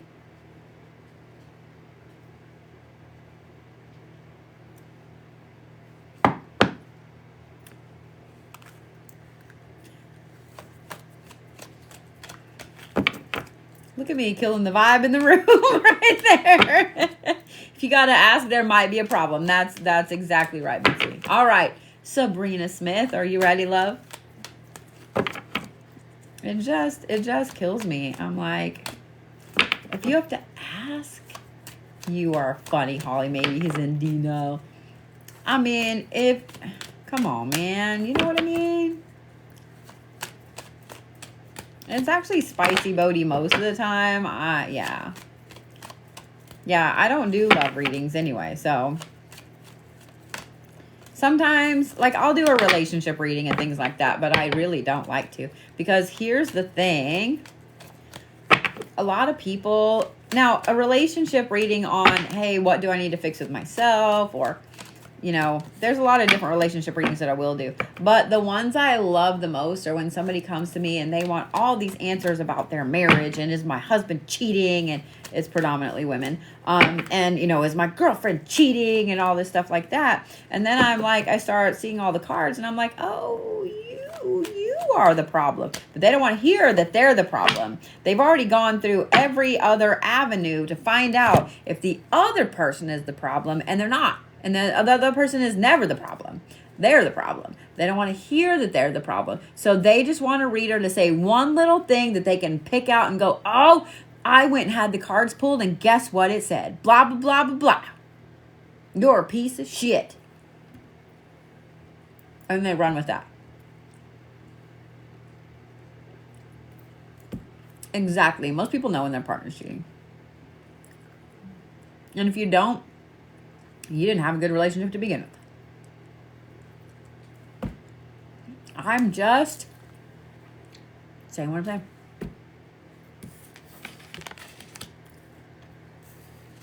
All right, Miss Sabrina.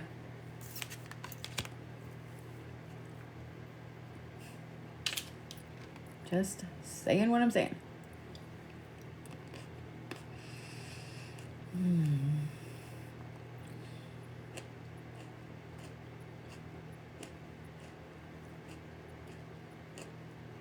So at the store, at Sprouts, and some other places too, I've seen them, but they have this little thing of tomatoes, and it's called like World of Wonders or something. But it's all these different kinds of small cherry tomatoes.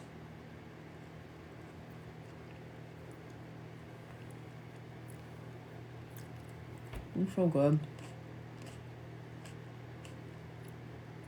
I could eat a whole thing.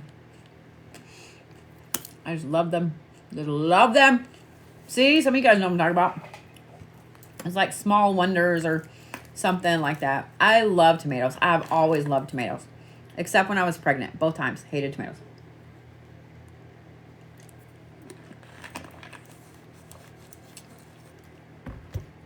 I love them.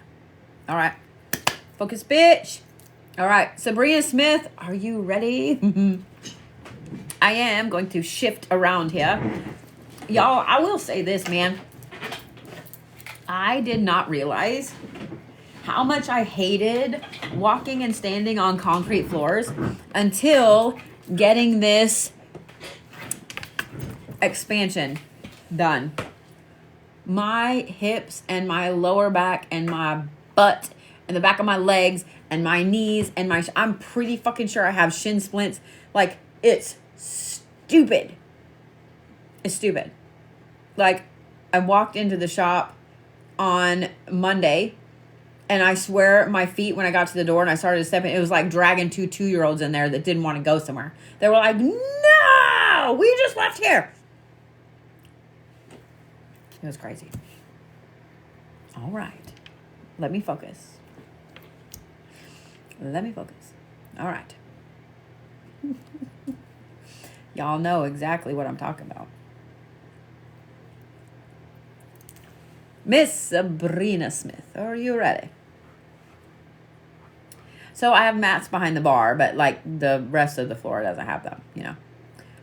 You start off with the Skull of Stars, which is infinite possibilities. You're fixing to have an intense journey of self-exploration over the next couple months. Because then you have the ancestors, the love in your DNA. Then you have the hearth, which is the happiness center of your home. And then you have the vampire, which is emotional intelligence. My friend, you are about to go through a very intense, amazing journey of self-discovery. I'm actually going to say that within the next week-ish or less, you're going to start to see all of these interesting things pop up around you. The universe is going to very quickly and very openly illuminate a lot of things that you can look at and go, holy shit. Holy shit. You know, all those things on TikTok, like I was today years old when I learned that blah, blah, blah. That's pretty much going to be on a multiple time a day basis for you over the next few weeks. Where you're like, how did I not know that? How did I not know that? I'm just saying. Good night, Scott. Have a good evening, honey. So, know that this is coming. Know that this is coming. But whenever these things happen, whenever these illuminations pop up, whenever all of these amazing things smack you in the forehead, it's going to lead you down a path to find out more about you, more about your ancestors, more about your DNA, more about where you come from. A journey of self-discovery starts with finding out about the physical you. Before you ever start with the spiritual, the esoteric, any of that, you need to learn about the physical you. Most of us, unless you're adopted, know your parents. You know your mom, you know your dad. Chances are you know your grandparents, your aunts, uncles, your cousins. You've heard all kinds of family stories. Some of you are lucky enough to have known your great-grandparents. But you really know all about them. Do you really know where your DNA comes from? Have you done all the research? Used to be a little thing called genealogy. My grandma used to be so big into it. And as a kid, all of us were kind of like, oh, we don't want to hear it. But my grandma had some badass photos of, so I'm actually related to the Pays. My grandpa was a Pay.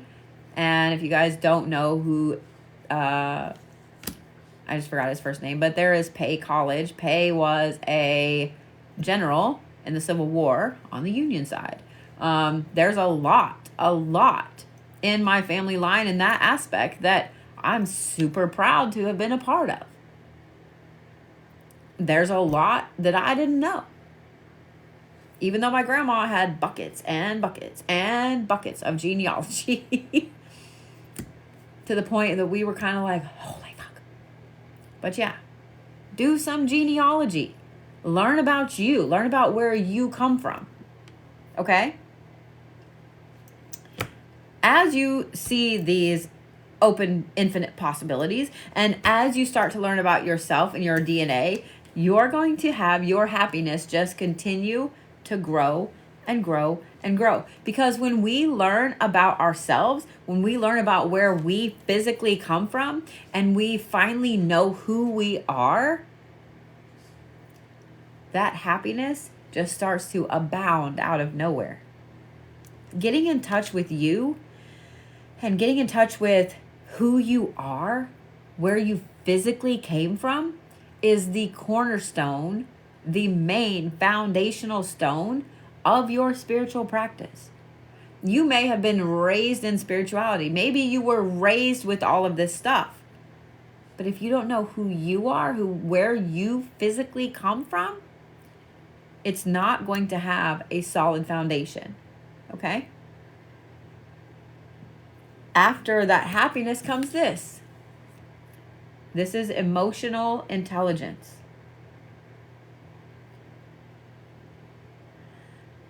I thought I was going to yawn, but I didn't. And then it kind of starts all over again.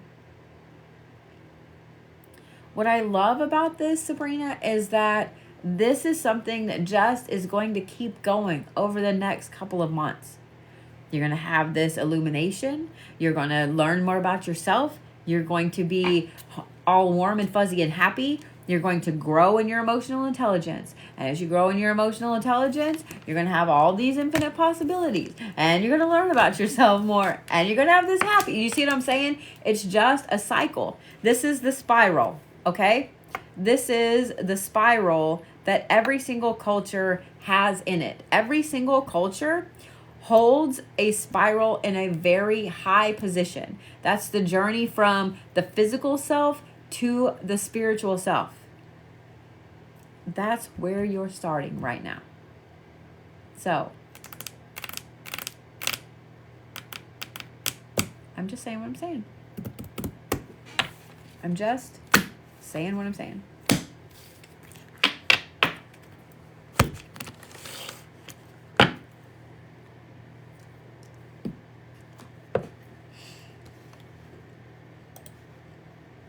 It's going to be a fantastic couple of months for you, honey.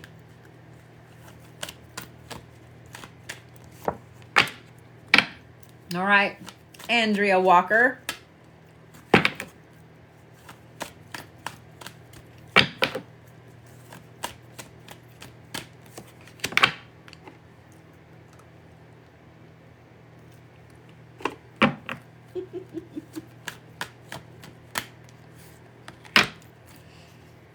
I saw someone say it was sold out. Really?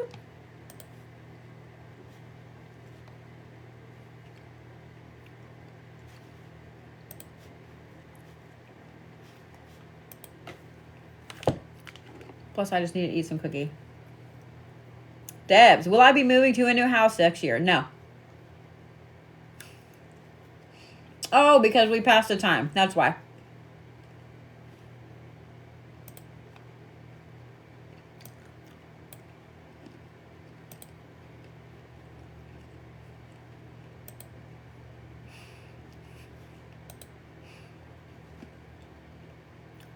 So it won't let me change the time on it. So, yep, we're sold out.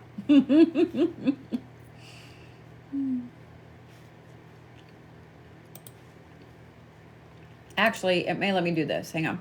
Because I'm going through these a little faster than I expected to.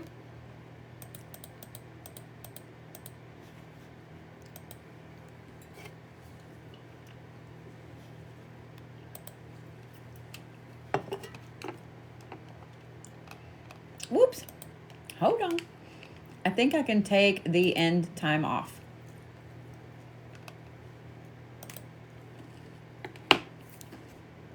All right. Now try it. There should be a few more tickets. Nope. I have Lisa Michelle here in just a little bit. All right.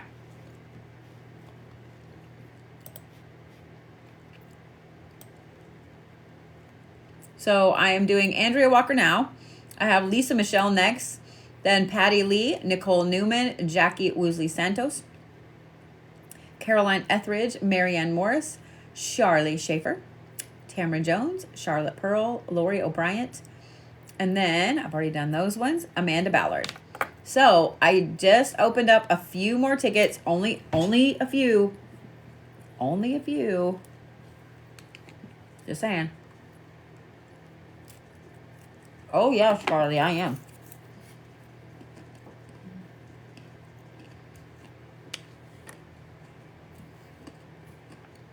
It's only $9.45. And I have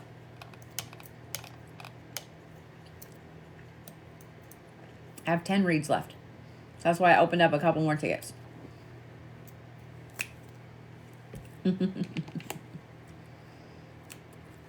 And then, while I'm sleeping, I will upload all of this onto YouTube. So you guys will have it in the morning.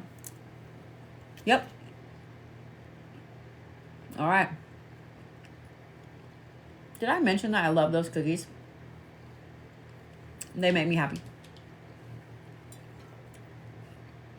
It does feel like it's later, doesn't it?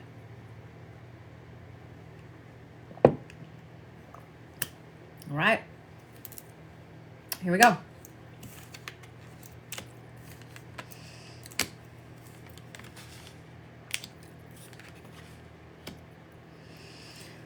Wow. Okay.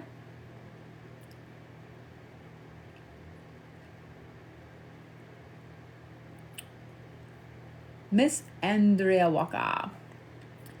Can't check out. Well, shit. Maybe refresh and see if it'll let you.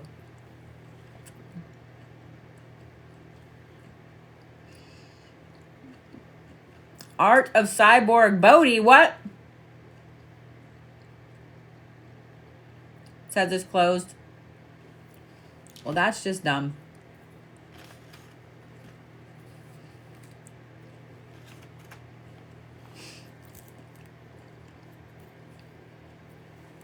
I'll be doing some on Friday. Well, actually Saturday. Saturday. Yeah, the universe is probably telling me that I should go the fuck to bed. Thank you, Lori, honey.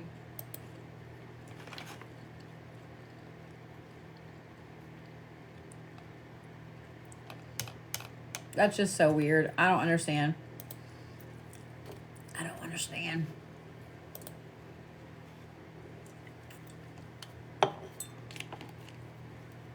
Did I mention I love these cookies? I couldn't help it.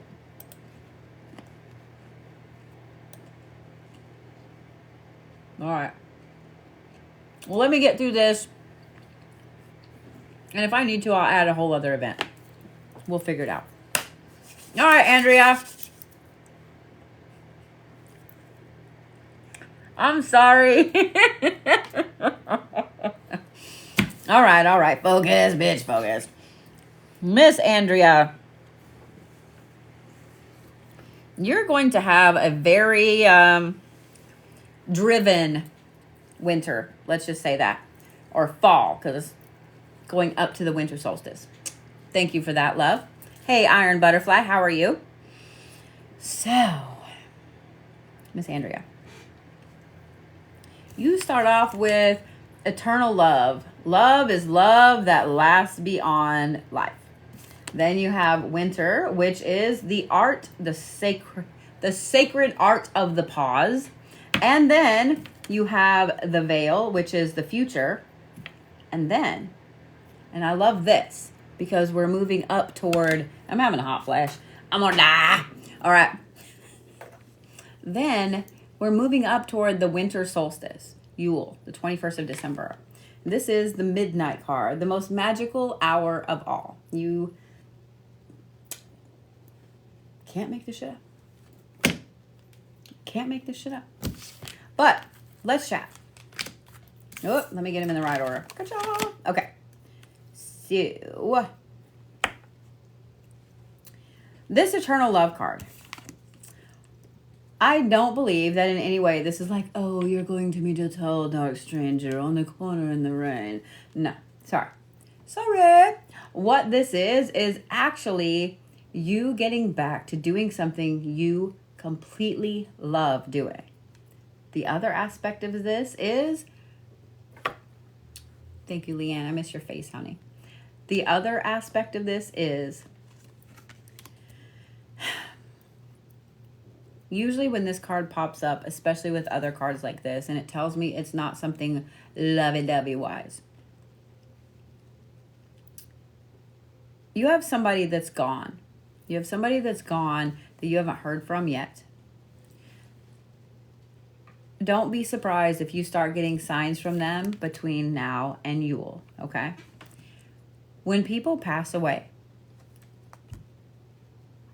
it can take them a little bit to communicate back here. It all depends. It all depends on them. It all depends on what they have to work through. It all depends on their debriefing. And sometimes they're just not ready. They're worried that they're going to hurt you by connecting back to you. They're maybe worried about how they passed away. Maybe they're angry. Maybe whatever it is, okay? But we don't hear from them. We don't hear from them. And then one day we have this glorious dream about them. Or signs are all over the place that it's them. Expect that to happen. Okay? Getting back to something that you absolutely love to do. And then also having this person that you haven't heard from yet give you signs that they're there and they're around and they're paying attention. That's going to make this fall absolutely amazing for you. Okay? The next part is this. The sacredness of pausing. This is winter. Okay? So, take this time between now and the winter solstice and take time for you, Andrea. Okay? This is not... With other people this evening, it's been like, hey, this is going to cause a pause, and this is going to cause a pause, and this is going to cause a pause. But this instead for you is take time to refresh. This is the pot calling the kettle black, trust me. Take time to refresh. Take time to pause. Take time to heal. Take time to pay attention. Take time to look around. I know that in a lot of places, like here in Oklahoma, we usually have a pretty fall. Unless we have a whole bunch of cold snaps like the one we had last weekend. I grew up in Colorado where it's like 3-day fall. If you wake up one morning and the aspens are changing color, you have 2 more days. You have 3 days of fall. That's it. Because when the aspens are done, fall is over. Like... Y'all that live in Colorado know exactly what I'm talking about. Take time and enjoy fall. Take time and enjoy fall. Okay, Andrea? And as you're enjoying fall and as you're taking these pauses and these timeouts, take a look at where you want to go in the future. Look at what it is you want to do. What do you want to be when you grow up? Where do you want to go? Look at the future, okay? Looking at our future doesn't have to be making all of these crazy, big, huge plans. Sometimes it can just be daydreaming. Sometimes it can just be wishful thinking. But look at your future. Look at where you're going, where you want to go, where you don't want to go. Sometimes it's much easier in looking at the future to go, yeah, I don't want to do that again. Or I absolutely don't want to do that. No way. Okay? Knowing where you don't want to go in the future sometimes is way more powerful than knowing what you do want. Because when you know what you don't want, it opens up the vast array of possibilities, an unlimited amount of things that you do want. But this, Miss Andrea, this right here, you can't make this shit up. Oh my God. I'm so sorry that Lurleen came out. You can't make this shit up. The winter solstice is an amazingly powerful magical night. This is midnight, the most magical hour of all. The winter solstice is going to be very, very important for you. Very important for you. I'm just saying what I'm saying. Pay attention to everything going up to the solstice. Prepare yourself a little ritual. Have everything ready to go. Okay? Because the winter solstice is going to be super mega magical for you. Okay? Hey, love. They will be done tomorrow or Friday. I will get all of y'all. So, Miss Scarly, I think I'm going to have you make me a pair of Lurleen earrings. I haven't done Lurleen in a while.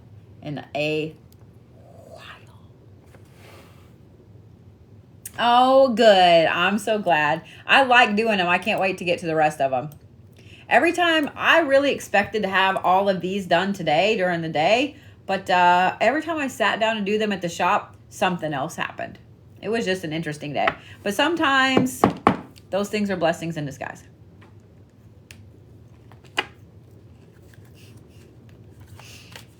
I don't know what the hell you'd put on them. But you know they have to be like hot pink, purple turquoise, like obnoxious 80s neon colors.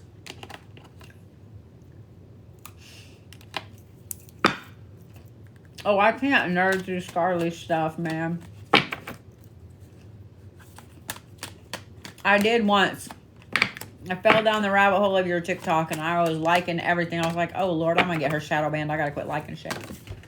Whoa, man.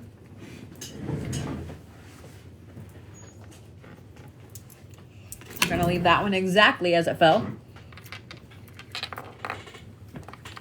Hello, Blue Collar. How are you?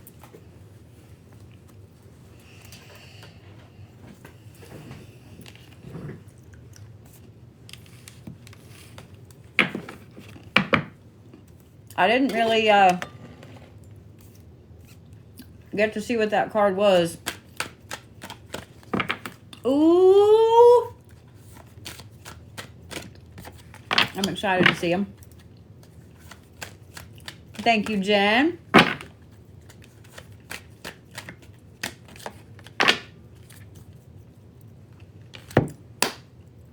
All right. Here we go, Miss Lisa Michelle. Okay.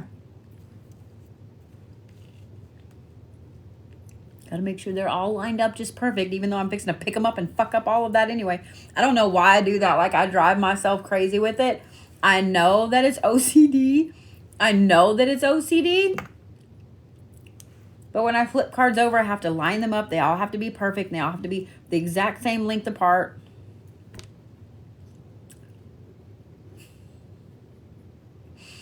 All right. So you actually start off with the vampire, which is emotional intelligence. So this tells me that you've learned a lot this summer. You've grown a lot. You've learned a lot. And you're at a place where you're looking back at everybody else like, I don't know how you guys can't see the things I see. Now, there's a problem with this, okay? There's good and there's bad. And you can watch out for the bad so that way it doesn't pop up when you least expect it to, okay? But when we hit this phase of emotional intelligence, it does two things. One, we can look around and know instantly the people that we don't need to be around because they are obviously still emotionally too, and we don't need to be around them anymore. Or they just sit and bark like that all the time, and we don't need to be around them anymore. But the problem is this. We can get to a point where we start looking around and going, oh, I don't want to do this again. I don't want to do that again. And we start to shut our own self off because we don't want to take that risk of sliding back down emotionally. Do you see what I'm saying? So be very careful because this is kind of a fine line of emotional intelligence because we've learned how emotionally stupid most people are. And I'm also going to say this. When you guys start your spiritual journey, when you go through an awakening, and when you really pay attention about yourself, your shadow work, your path, all the things, you can't help but become more emotionally mature. You can't help but become more calm inside. You can't help but look around and know the people that you don't want to be around anymore. The problem comes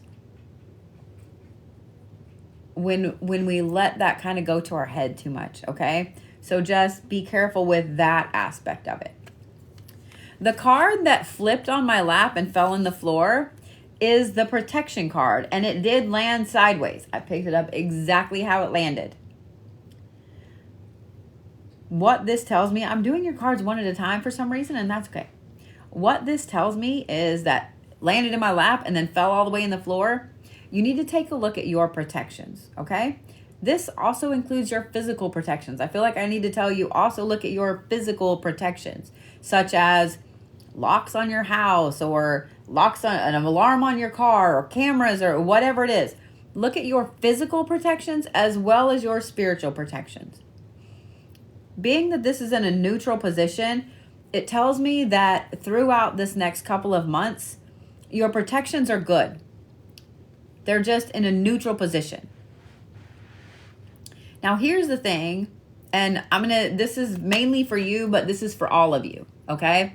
And I'm going to have to do a few videos about it before the winter solstice. Because the winter solstice is supposed to be the night that you don't get caught outside after dark. You just don't, okay? You have everything you need. You close and lock the doors. You redo your protections. You redo your wards. You redo all of those things before dark. That is the longest night of the year.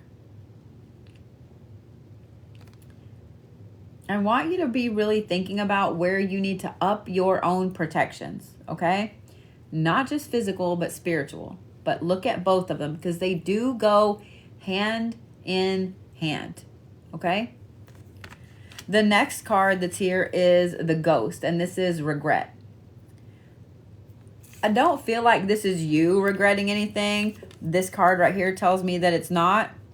What I believe this is somebody coming back into your path that is going to be trying to either love bomb or trying to tell you, oh, well, I can see how much you've grown and I can see how amazing you are now. And I can see where you are in life and I regret not being your friend, your boyfriend, girlfriend, whatever.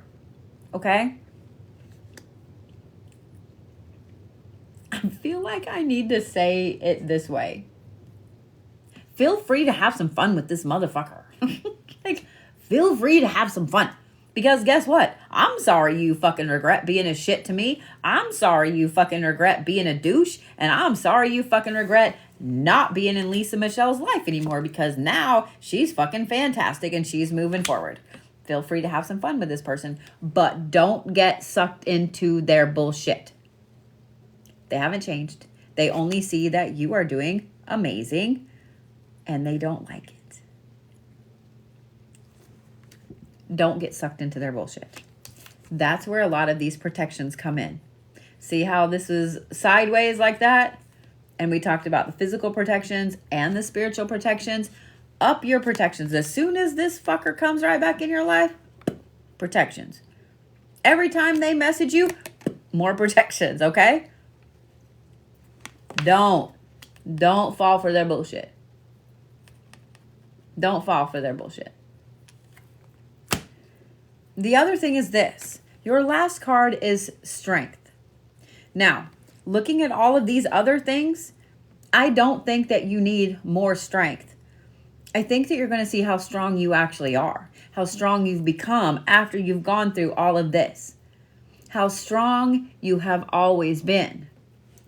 And when you say to this person, it sucks to be your stupid ass, I don't know what to tell you, bye-bye, and you keep upping your protections, you're going to be so absolutely proud of how strong you are. When that happens, I fully expect you to go celebrate. I fully expect you to go buy yourself a whole bunch of iced oatmeal cookies or cupcakes, or whatever it is that you need to do to celebrate. Okay? This right here tells me that I need to tell you that I'm proud of you for this. Because in letting go of all of this, and letting go of this person specifically, I have a feeling that it was hard to let go of this person. I'm proud of you. This is a big step. This is a lot that you had to go through to get to this point. Okay? Yeah. Oh no, Nichole, were you trying to pin that? Sorry, that's funny. 5 years. Yeah, I understand. This right here, when looking at all of this, I was like, oh shit, that's a lot. That's a lot. Okay? I'm proud of you. I'm so proud of you. Okay? You have done an amazing job healing. Lisa, you have done an amazing job realizing your own strength and moving forward. And so, yeah. So, yeah. Be proud of that. Celebrate that. And don't let this person back in. Don't let this person back in. They don't need any access to any part of you anymore. Okay? So like I said, make sure that you're upping your protections, both physical and spiritually. They go hand in hand. Okay? And if you need a little barking dog that doesn't shut up, let me know. Yeah. Yeah. Oh, I love him. Hey, Dr. Pocket. Doc.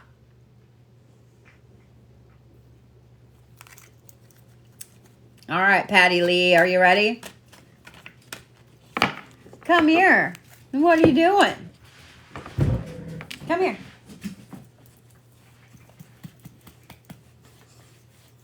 Thank you for being a good, loud boy. Thank you for scaring off all the baddies. I don't need smooches because you eat the poo-poo. Yeah. Yeah, you eat the poo-poo. I love you. I love you. Okay. All right. You got it? Okay, good boy. That would be a naked weenie dog, y'all. If you ever wanted to know what a weenie dog and a Chinese crested mix would look like, that's it right there. He does have a few sweaters, and yeah, I need to find him and put him back on. He has an old man sweater. He has a Bob Newhart sweater, and he has a sweater that says Tiny Dictator on it. Yeah. So he's hairless. He's naturally hairless. His daddy was hairless and a hairless Chinese crested. So they only have hair on their head, their tail, their feet, etc. And mama was a weenie dog.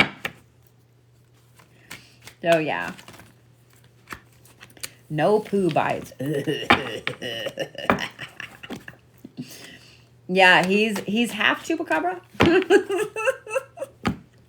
He's only half chupacabra.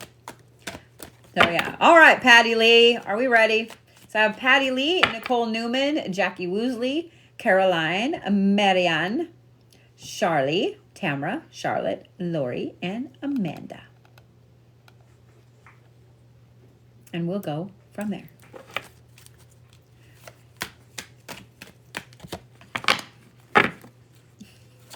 Thank you, Jamie. I appreciate it.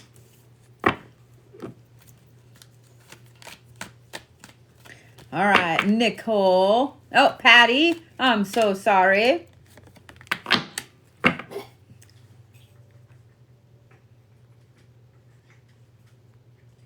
What am I missing? What are you over there eating? Do I want to know? Like, do I want to know? I probably don't want to know, do I? So what's really funny is in the dark, he's like, look, he's standing in the floor and the light's illuminating behind him. He looks like the Wish version of Dobby the house elf. He looks like if Benji got caught in a bottle of Nair. He looks like, I'm sorry. He's sweet. He's just so neurotic.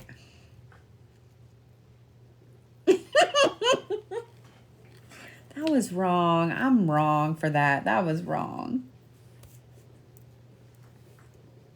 Y'all know it's funny. See, y'all are laughing too. Y'all are all going to hell with me.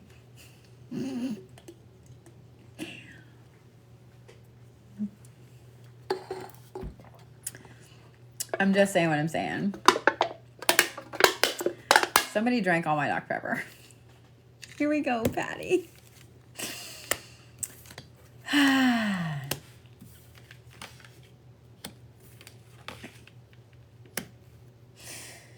Oh, shit.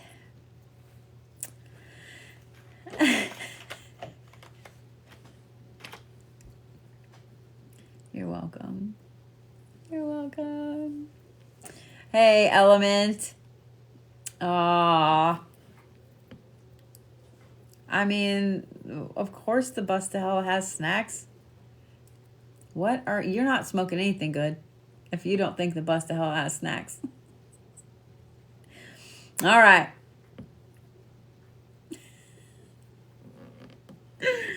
Oh, shit. All right. Let's see.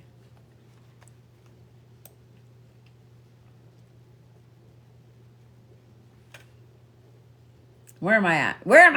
All right, Paddy. I'm so glad, Yuma. Thank you, honey. All right. Here we go. Paddy, you have Lady de los Muertos, which is acceptance and equality. Then you also have Trick or Treat, which is mischief and play. Then you have the Jack-o'-lantern, which is protection.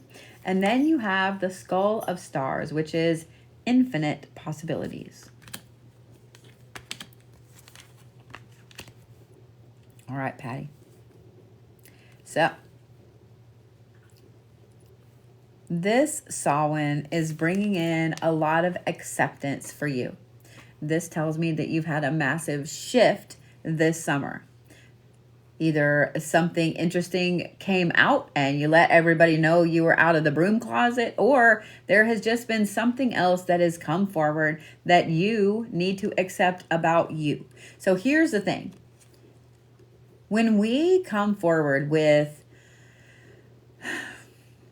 hey, I'm a practitioner, or hey, I do this, or hey, I do that, we need other people to accept it so we can accept it. Does that make sense? When you come out and tell people that you're not a Christian, that you do this or do that, you still have to accept it. Okay?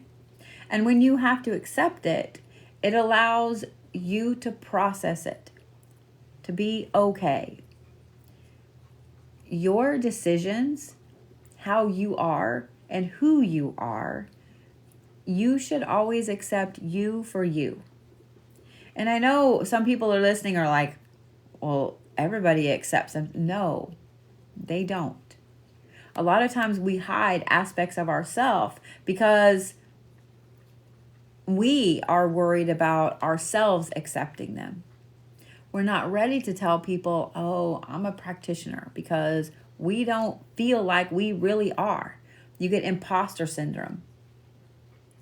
Or you get this fear that if you come out and you tell people about things, then they won't accept you. And if they don't accept you, then why should you accept you? And some people want to come out and tell people things because they know it'll start an argument, and that gives them the ability to have a soapbox to stand on. But the thing is, you have to accept you the way you are. We're always taught in society that we have to be better. We have to be better. We have to be smarter. We have to be faster. We have to be this. We have to be that. But you don't. You don't. Bear. Honey, you can only lick your butt so much. You're going to lick a hole in it.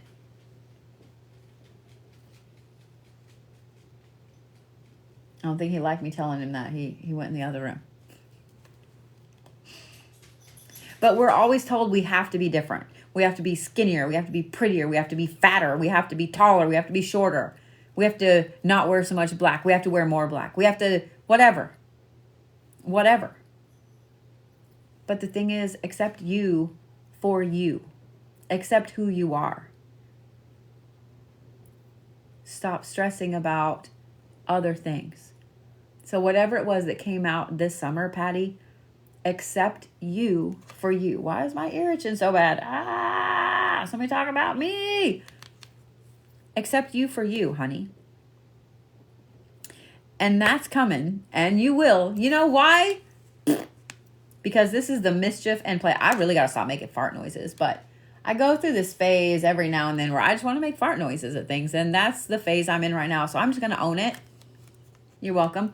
But then comes this mischief and play. So by accepting who you are, where you're going, and where you've been, and the new you, It's so much easier for you to get into this mischief and play, this absolute Loki energy. I'm just saying what I'm saying. Not quite feral Paddy, but pretty close. Paddy got jokes. What's funny is I have a feeling you're probably going to have a lot of fun with the people that don't accept you for you after you have taken all the time to accept you for you. And I think that that's just fine. Just don't let it get so far that it causes you to question you again. So for that, you need to make sure that you have your protections in place. Okay? Have your protections in place and up them. There is absolutely nothing wrong with continuing to up your protections throughout the year, but especially from Samhain to the fall solstice. Your protections are key to keeping you healthy and happy and safe and growing spiritually. Okay? The thing about protections too is this. Nobody needs to know what all your protections are. They don't. They don't need to know it all. If you're teaching people how to do certain things, awesome. But they don't need to know every protection you have. They don't need to know all your physical protections, and they don't need to know all your spiritual protections. Because if they do, you're basically giving them a blueprint on how to undo said protections. Okay? Nobody needs to know your everything. Okay?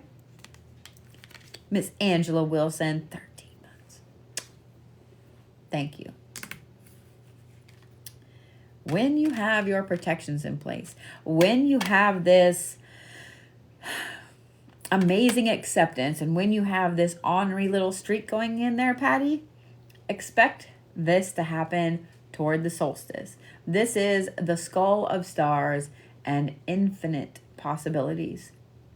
This right here is an amazing way for you to get back to you. This right here is an amazing way for you to see all of the epic ways that you can move forward on your path. This is a phenomenal card to end on. I'm just saying what I'm saying. That means the sky is the limit. You're going to have a wonderful, fantastic fall. Paddy, my friend. All right. Nichole Newman, are you ready?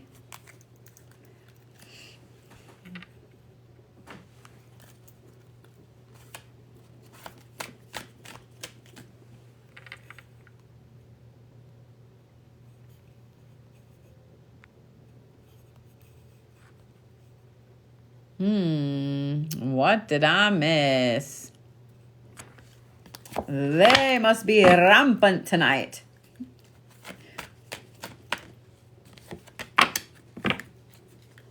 Thank you, Catty Wampus. Hot Cheetos. Nope, that is all y'all. That is all y'all. I don't do... I don't do hot Cheetos. All right. Dipped in... Bleh. You're wrong for that. You're wrong for that. I don't like sour cream at all in any way, shape, or form. So you're wrong for that. You're wrong for that.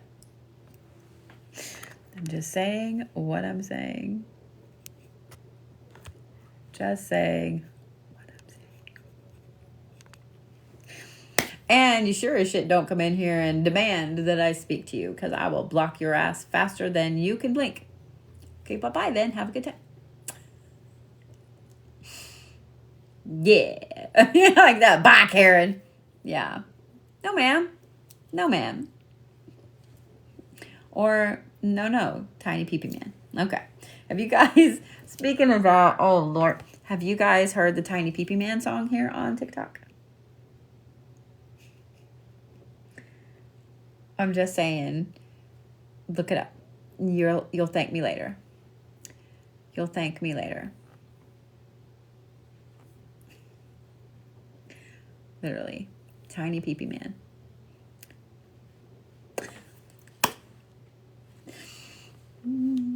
Oh, I know, Karen. I have a cousin, Karen.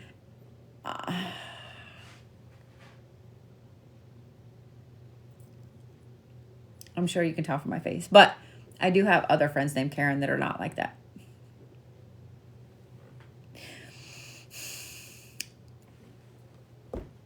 Okay, I'm going to stop. I'm going to stop right now. I'm going to stop right now. Yeah, if you guys look it up here on TikTok, you'll thank me later. You'll thank me later. I'm so glad that I was right about last week, but I'm sorry that it hurt, honey. Okay. Nichole, here we go. I don't know. I've been using all kinds of different names lately. I'll call someone Sheila or Sharon or whatever. Yeah, I just use all kinds of different names. Like, why not? Ready? Here we go, Nichole. Nichole, you start off with the Mummy, which is change. That is a self-explanatory card. That is a self-explanatory card. Then you have the Skull of Darkness, which is blind spots. And then you have the Hearth, which is the happiness, the happiest aspect of the home. And then you have forgiveness. What? I swear I can't read. It's reducing burden, but for some reason my brain read reducing intuition. That's why I was like, the fuck you say? Maybe there's a reason I couldn't add tickets this evening, because it would be a that came out of my face. All right. Miss Nichole. Change is inevitable. Change is inevitable. I do find it really interesting that Mummy is represented as change in this deck, because you would think that the Mummy would be representative of something being stale. So there's, do you see what I'm saying? Like, this card is kind of a conundrum. It doesn't really make sense. Anyway, Samhain's about change. Samhain is the witch's new year. Samhain is all about you moving forward. So, Nichole, expect a big, huge change to come just bouncing into your life, apparently like a mummy. Waltzing into your life, shuffling into your life, bursting out of a coffin in a crate bound for the new world. I don't know. Expect it, okay? Thank you for that, Scotty. Then you have the Skull of Darkness, which is blind spots. So, whenever this change happens, expect to find a lot of places in your path, in your life, where there are some blind spots. When we have a shift, when we have a change, a pivot, anything like that, we also see where we have been blinded, where we've had horse blinders on so we can only see straight ahead, where we haven't been wanting to look around. Sometimes seeing these blind spots after a massive change can bring us down a little bit, because we see what all we've been missing. But for you, I don't feel like that's the case because of this. This is the hearth. This is the happiness center of the home. So in seeing those blind spots, maybe seeing things that you were glossing over, that you were ignoring, or where you maybe needed to just be thankful for all of the amazing things that you had, you're going to find that happiness center in here. Oh, from the real Blue Bodhi. Well, if it is the real Blue Bodhi, maybe I'm a clone. Y'all ever see that Rick and Morty episode where they are fighting all the clones and then they don't really know who's a clone at the end of the thing? Maybe I'm a clone. I want to be Space Beth. If I'm a clone, I get to be Space Beth. It's established. I've said it. It is what it is. I'm Space Beth. I'm Space Bodhi.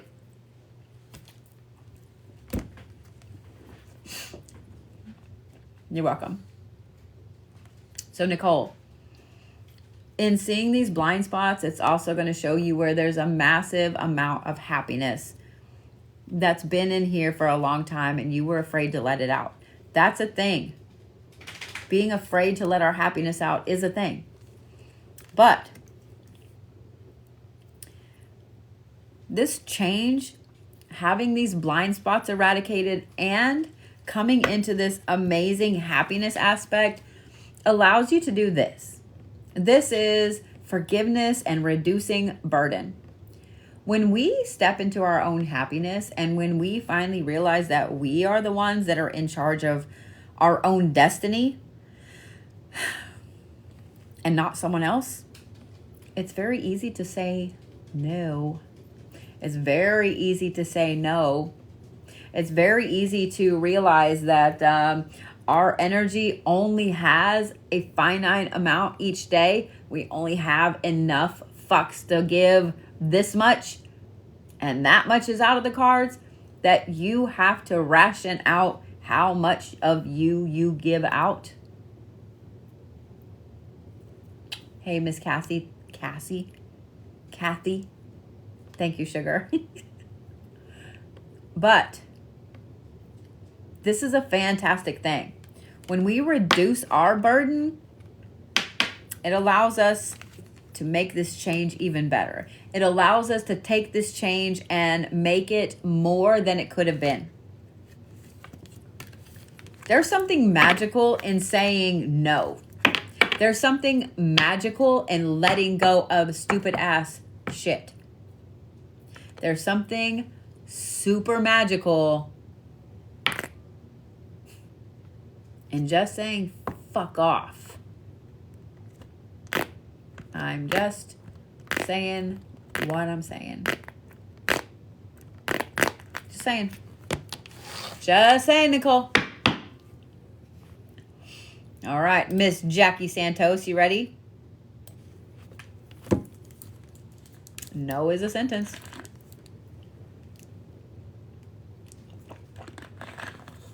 Raylan, is my girlfriend thinking about going back to her husband? Absolutely.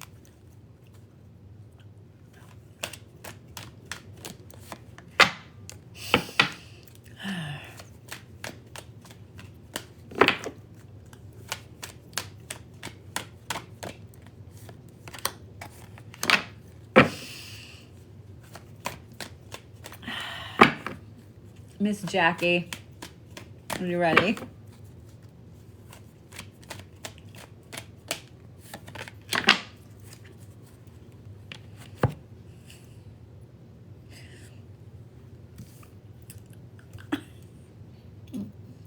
I think I'm funny.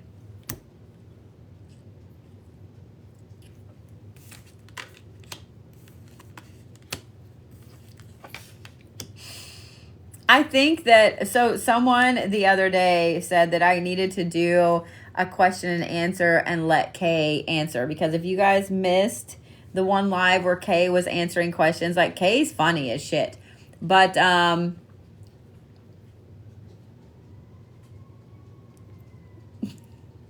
we may have to do some of that. I'm just saying. All right. Jackie. Ooh, Jackie Blue. Okay, sorry. I won't sing. I promise. Okay, I don't promise, but I'm going to promise for the next couple of, the next 30 seconds. The next 30 seconds. Here we go. You start off with the owl, which is wise action, wise energy. Then you have midnight, which is the most magical moment, hour of all.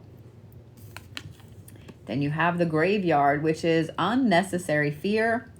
And then, I shit you not, you have the mummy, which is change. Right.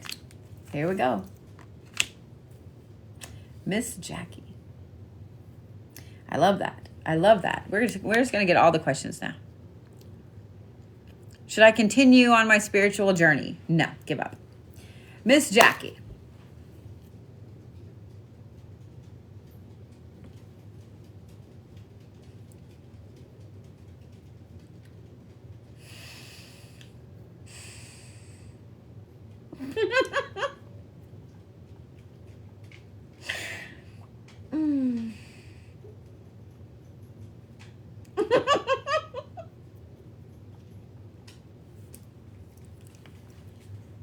Woosah.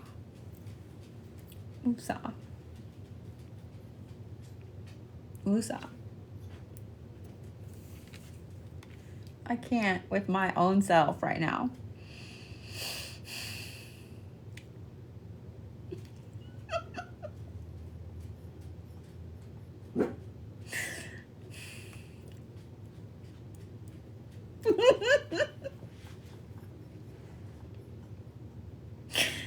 I'm trying not to snort laugh. I'm really not. Okay. Miss Jackie. Honey, believe it or not, you know way more than you think you do. You really are the wise one. You really are the wise crone. You really are the wise mother figure. Okay? I think that, well, I don't think. Between Samhain and the winter solstice, you're going to start to see where you know the things. You know the things. You don't even have to drink to know the things. You just know the things. No, Daniela, he won't.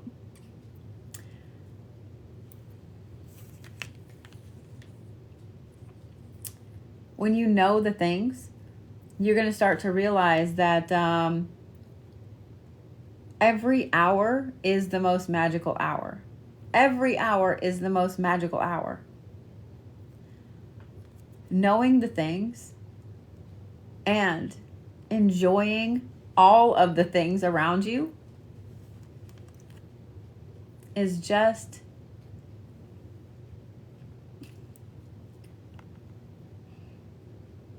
I love that, honey, that you came in to ask me a question and I smart-ass replied and you said so fake.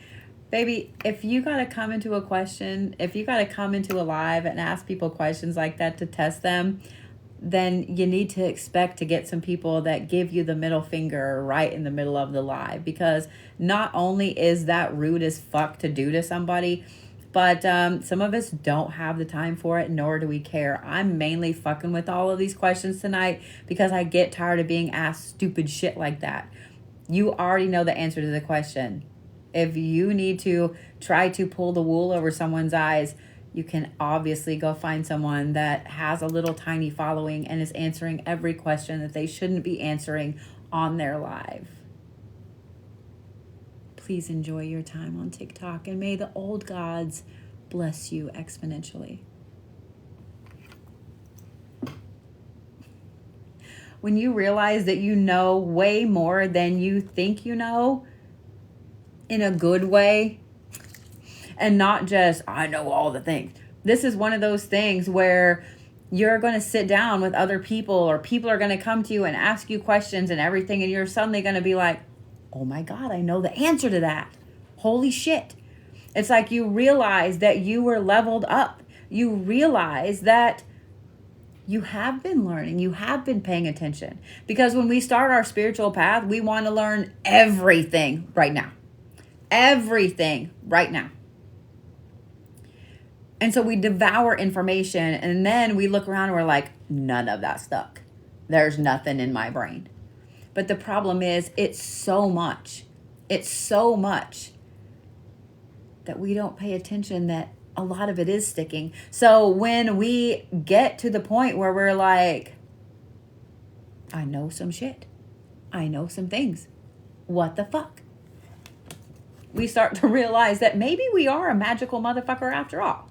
And I think that's exactly where you are, Jackie, or where you're going to be, is you realize that you're knowing the things and that you are an absolute magical being. So with that, you have this high point and then you get this. And don't feel bad because this happens to everybody. We go through these highs where we're like, holy shit, I know the things. Oh my God. And then we start to have this unnecessary imposter syndrome fear. And I'm going to say this. If anybody out there tells you that they've never experienced this imposter syndrome fear, they are lying through their face. They are lying through their face. We all get that. And I'm going to tell you what. The imposter syndrome fear is healthy. It's healthy. Because when you lose that imposter syndrome and you start to get full of yourself and you start to act like you know all of the things, that's exactly when you start to lose that. That's exactly when you start to lose your whole reason for learning the things.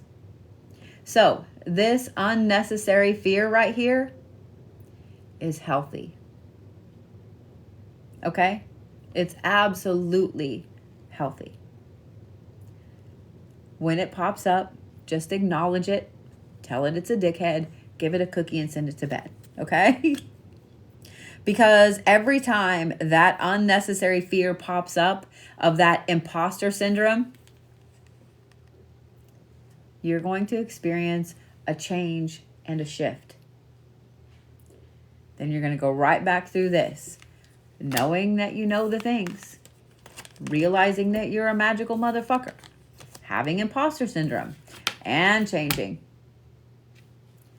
It's going to be a cycle from now until Yule for you with all of these things, with going back and forth through every single one of them. But it's a fantastic cycle. It's not one that you would really ever want to get off of. This tells me that you're growing. It tells me you're doing the right things. It tells me that you're being the way you're supposed to be on your path. You're welcome, B. Does that make sense? Does that make sense, Jackie? Honey, you're doing the things you're supposed to do. From now until Yule, you are going to find there's going to be so much change, there's going to be so much shifting, and there's going to be so much amazing things that suddenly you're like, oh my God, I know the things. And every time you have that realization that you know the things, I need you to do the little like super happy dance, okay? I need you to do the super happy dance, okay? And every time that imposter syndrome pops up, like I said, just tell it it's being an asshole, give it a cookie and send it to bed, okay? I'm just saying what I'm saying. I'm just saying what I'm saying. Honey, you're exactly on the right path. It's almost like the universe is giving you a little bit of a break because going through that particular cycle right there, that's cake. That's cake.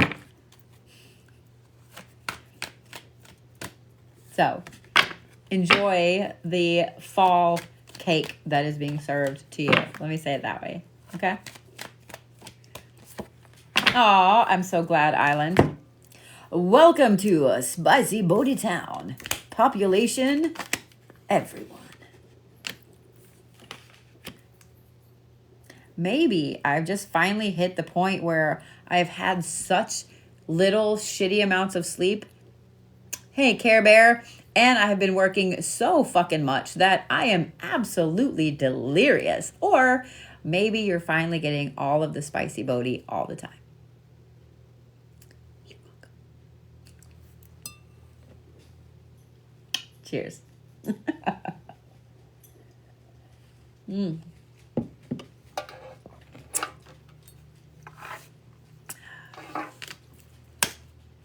Ready?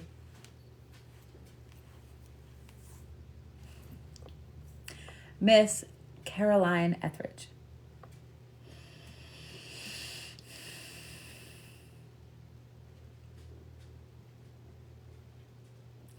So before I start, I gotta talk about something weird. It's the weirdest fucking thing. And I mentioned it to my neurologist, and he kind of looked at me like I was a little insane, but that's okay. I have these weird times when my head starts to hurt real bad. And it's like this weird, it's not the burning pain, it's just like the pressure pain, okay? I had a really weird migraine-ish type headache this morning. I don't know how else to explain it, but it was better this afternoon, but it's starting to come back. And so sometimes when I move my head, you know when you put Pop Rocks in your mouth and you can feel them do that little fizz pop thing? You know, I mean, it obviously lasts a little bit until you swallow them and they go away, but you know exactly what I'm talking about? That weird little like thing. I feel that back here. And it's the weirdest fucking thing. And it just happened, and it always makes me stop for a minute like, do I have Pop Rocks in my brain? I think I have Pop Rocks in my brain. Woo! Oh, high glucose alarm. That'd be why. Damn cookies. Good thing I'm drinking all the water. I'll get the eyeballs from Sass here in a minute. Watch. But I also have this interesting thing in my neck back here. I have a bone spur. And so every now and then, when I move my neck, it pops. And I'm like, oh, that sounded pretty gnarly. I hope no one heard that. So, anyway, Miss Caroline, I'm sorry to keep you waiting. Are you ready? You start off with the vampire, which is emotional intelligence, which is obviously not what I have because I have 8 too many cookies this evening. Then you have the underworld, which is a pause and a restart. And then you have this. I love this card. This is invisibility. This is authenticity, such as Doc owning his own true voice in there and barking. And then you have the winter, which is the sacred act of the pause and not dog paws. All right. So,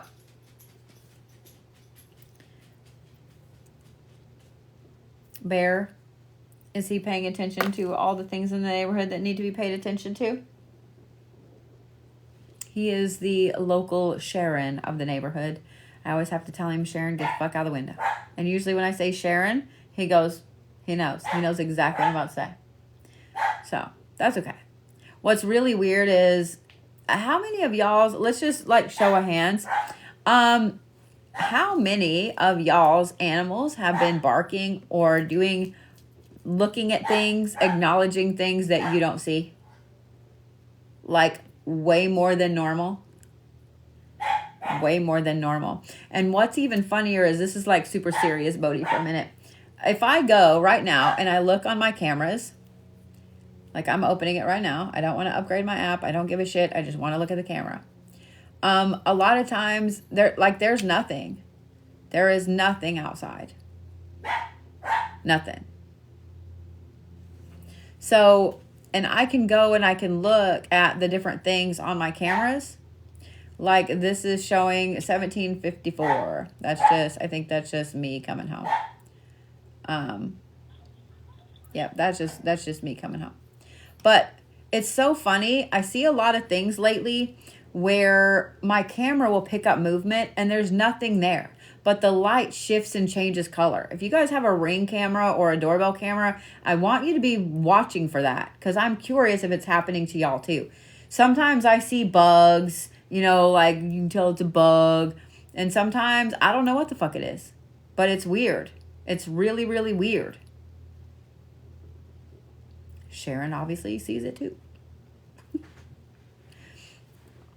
So, all right. Both your dogs have been doing it? Yeah. Yeah. It's just weird. I don't know. So, all right. We ready? Ready. All right. See, this is why I don't answer some of those questions, because now we get people that have to come in and ask all the questions, and not going to do it.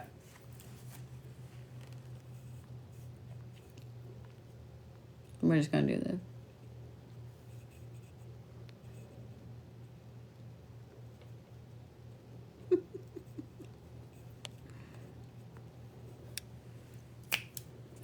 All right. Miss Caroline. You start off with the Vampire, which is another yawn. I've done so well. Fuck. Emotional intelligence. I'm also going to pair it with this. We're going to talk about these two at the same time because this is the underworld. This is a pause and a restart. Okay? So, Samhain, right here, now, today, yesterday, is the witch's New Year's. It is a pause. Got to take the whoopee off because now I'm hot because my sugar's like 9 million. Not really. It's fine. But this is a time of pause. This is a time of pause. It is a reset. It is a time of looking back at where we've been, at our emotional self, at our spiritual self, at where we are inside, at where we've come, at where we still need to go. So when you have this card pop up and this pause right at Samhain, know that you have a time, probably a couple of weeks, where you're going to feel like you're kind of in limbo a little bit. Nothing is moving forward. Nothing is really shifting or pivoting. It's just kind of like floating along for a minute. But that comes with a healthy dose of this emotional intelligence. And what this is, especially when there's a pause, is my ring light reflecting in it, is that you realize where you are calm. You're going to have times popping up over the next few weeks, especially, where something's going to happen and it's not going to trigger you. And you're actually going to go, oh, well, shit, that's weird. That didn't trigger me. Okay, bitch, shit.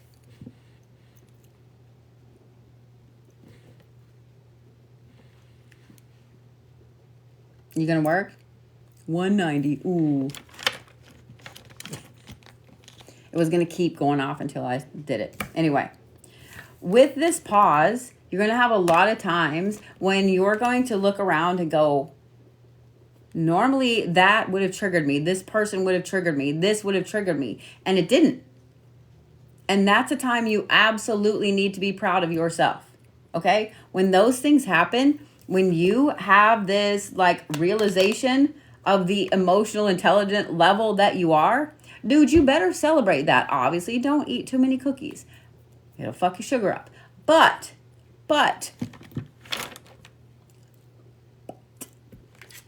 I'm just going to say this. Celebrate that, okay? Because that means that you've done an amazing amount of work on yourself to be calm and to be happy and to move forward without things triggering you.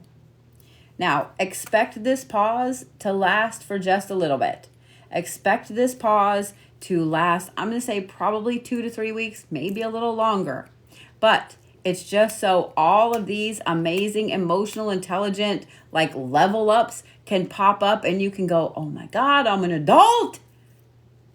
You need an adult moment, Caroline. You need several adult moments, okay? So, don't stress about it. Enjoy it. Because you also have this. This is invisibility. This is authenticity. Too many people try to be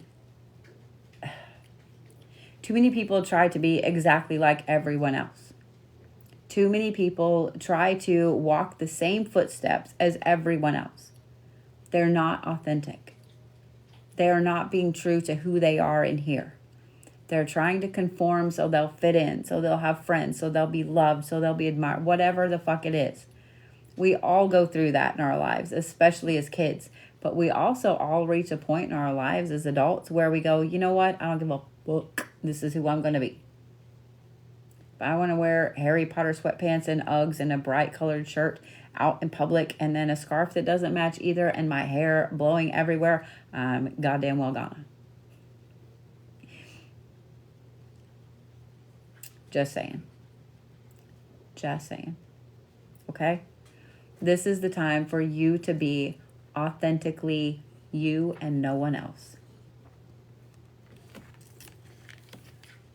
You have a lot of pauses coming because you have this amazing underworld card, this shift, this pivot, and then you have winter, which is the sacred act of the pause, the sacred art of pausing.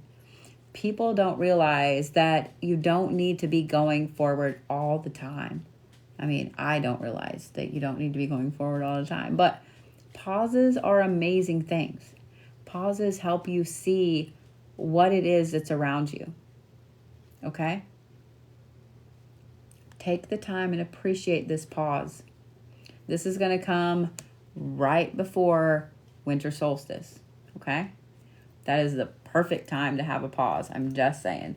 Have a pause, take a staycation, don't go out. Just saying what I'm saying. All right, Miss Maryanne. Well, sweetie, if you want to know if you're pregnant, I would highly recommend a pregnancy test. All right, Miss Maryanne. Maybe I just need to do a live where I do nothing but that. I'm just saying. Maybe Lurleen needs to do that live.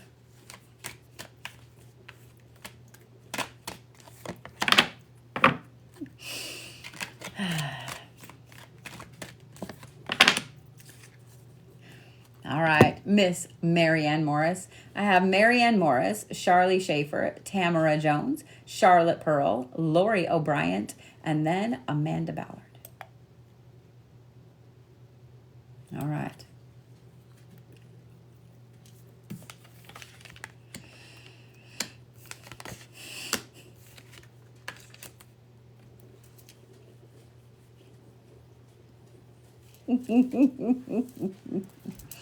You're welcome, Nichole. All right, here we go.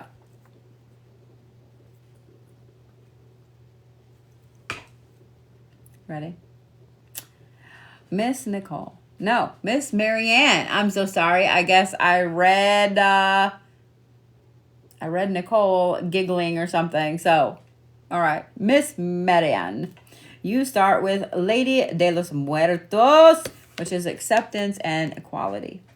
Then you have Barmbrack, which is synergy, sweetness and energy. And then you have Trick or Treat, which is mischief and play. And then you have the Skull of Darkness, which is blind spots. Okay? So, Miss Maryanne.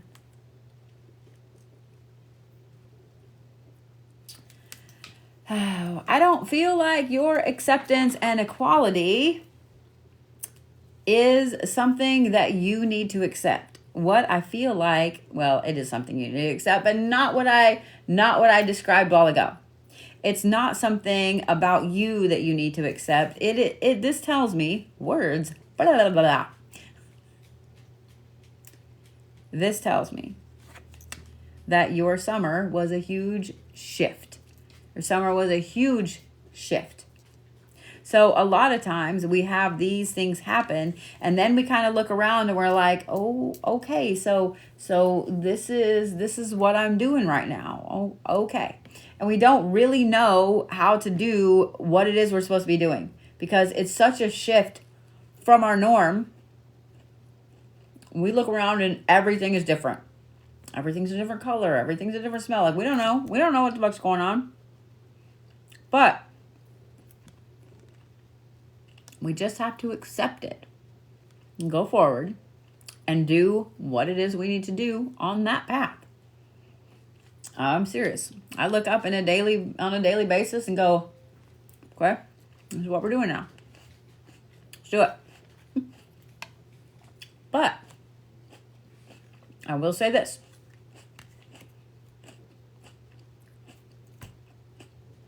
By accepting where you are, by accepting where the universe has taken you, it brings an amazing amount of energy in. It also brings a sweetness to your path.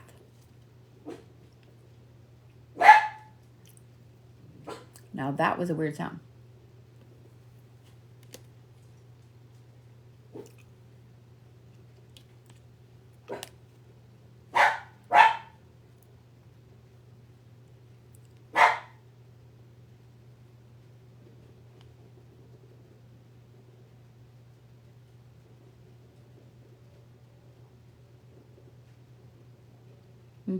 Nothing out there. So weird. It almost sounded like my ice maker dropping stuff, but it wasn't where my ice maker is. I don't know. That just makes just weird. Anyway, by accepting where the universe has taken you and where you are, it brings an amazing amount of sweetness and energy into your life. It takes all of that stress away about, no, I need to be over here. I need to be on this path. I need to be on that path. So, by accepting where you are, where the universe shifted you this summer, it's going to make your path a lot sweeter. Okay? Now we almost have feral Maryanne, because by accepting where you are, hey, Sharon, thank you. I appreciate your help. Nobody's out there. I can see the moon, but nobody's out there. Here, how about I turn the heater on and you just lay down in front of the heater? How about that? Yeah? Yeah? I've got the camera up like there's nothing out there. There's nothing out there right now. It is what it is. But damn those leaves, I know it. It used to be that I could blame it on there's this big black cat that used to live down the street, and he would just saunter his little fat kitty ass right up the road, and I swear he would sit out in the middle of the road and like flip my dog off, but I haven't seen him in a while, so I don't know. But it was actually pretty funny. Like I could watch him on the camera, he would saunter up and then just sit there in front of the house. It was funny. Anyway. Oh, back to almost feral Maryanne, because this card right here, Maryanne, I don't think you really have a choice of accepting where you are. You don't. After the acceptance part comes this amazing energy and so on. From there comes this mischief and play. Mischief and play. Mischievous Maryanne. So if you live around Maryanne, if you live with Maryanne, just know that she's going to have jokes.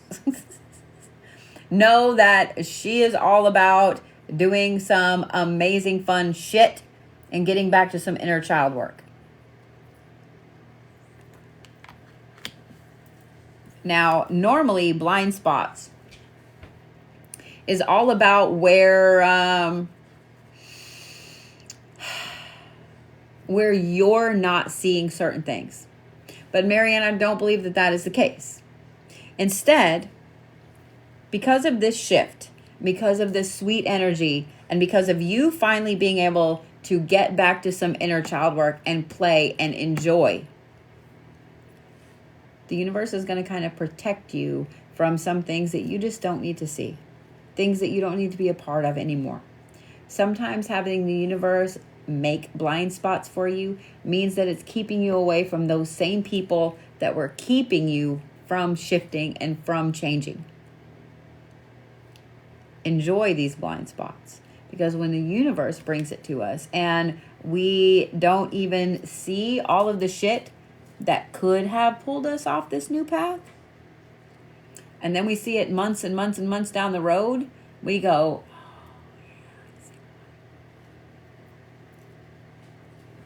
just saying what I'm saying.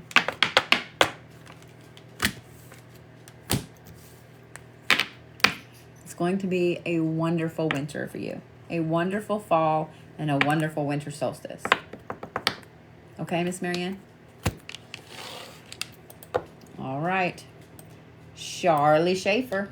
No, I was not trying to hide a yawn, young lady.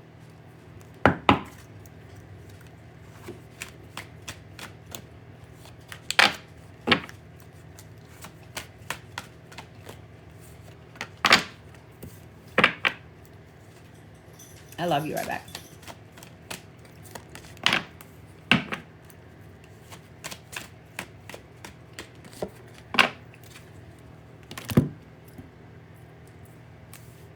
Now, look here, Broadway. You shut up. No, baby. I only pulled out. I'm actually really good. The reason that my glucose is so sensitive is because A, I eat like shit, but B, I really don't eat a lot of sugar. I don't. What I've got over here is a bowl of olives and tomatoes because I can eat all of those that I want to eat. But when I first got on the live, my sugar was kind of doing this. And that's why I started eating the cookies. But up it went. Sucks because I love oatmeal. I love oatmeal. I love oatmeal cookies. And it fucks me up. It fucks me up. And it's stupid. Stupid.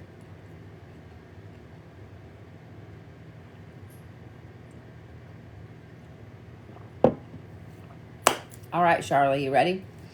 You start off really with the emotional intelligence card, the vampire, the emotional intelligence. Thank you, Cindy. I appreciate you. And then you have forgiveness, which is reducing a burden. Then you have the black cat, which is with fortune comes opportunity. And then you have the Lady de los Muertos, which is acceptance and equality. So, a lot of y'all had interesting summers. Seeing a lot of this right here, though, Miss Sharlie, I don't think, well, I shouldn't say Miss, Sharlie. I don't think that,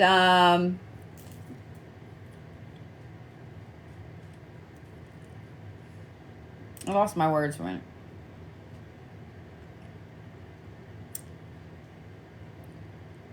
No matter what it is you went through this summer, let me just start there. No matter what it is you went through this summer, you gained so much from it. When we go through some really hard shit, no matter what it is, we don't realize in the moment what we just learned from that. We don't. Whether it's health issues, whether it's job issues, family issues, losing someone, whatever it is, we don't realize what we just learned from all of that bullshit. Life is a series of going through shit. Life is a series of going through bullshit and then learning from said bullshit. And then going through bullshit and learning from said bullshit. That is life. Period. You're always going to have one or the other. So, Sharlie, this right here, it tells me that you went through all the bullshit this summer. So this fall, you're going through the, okay, I see what it was that I went through all this bullshit for. In realizing about all this bullshit and this emotional intelligence that you now possess, spin cycle. Sorry, that was funny. In realizing all of this emotional intelligence that you have because you went through all this shit, you now have this. The chance to reduce a lot of the burden. A lot of your burden. Whether it is forgiving yourself for some things that you've been holding on to or actively letting people go. Such as people that want to spam comments in a TikTok live. You have the choice to absolutely reduce your own burden. You hold the key to every single shackle that you have. This will easily show you right here. where you can reduce the things that you have as far as responsibilities, where your energy goes, and what has energetic ties to you. Okay? When you reduce that burden, you're also going to find this. You suddenly have a wealth of energy at your disposal. When you reduce that burden and you have this wealth of energy, you also suddenly have opportunities that just fall in your lap, because you now have more energy to give to that responsibility, because you have paid attention to where the universe has sent you.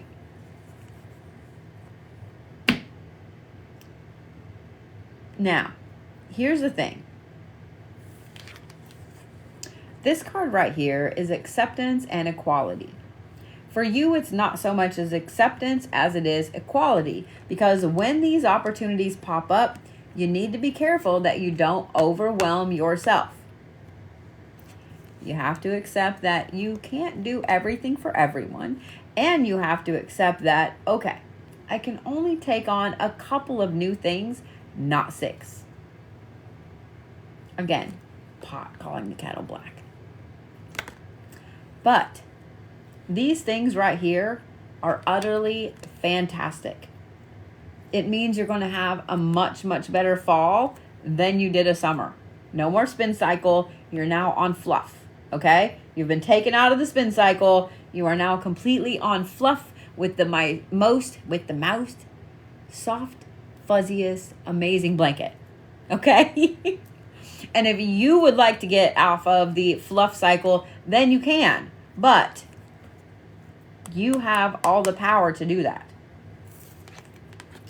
Just know that you have to make sure you do it all in equal amounts. Okay? If you're giving energy here, you need to give energy here. If you're giving energy out, you need to take energy in. Okay? Make sure that you take the time to even things out. But life will get easier, especially toward the solstice. There's going to be a ton of opportunities. Just make sure you don't overwhelm yourself. And, make sure they're not fucking you over, because I'm happy to spiritually throat punch somebody if I need to. I got you. You just let me know.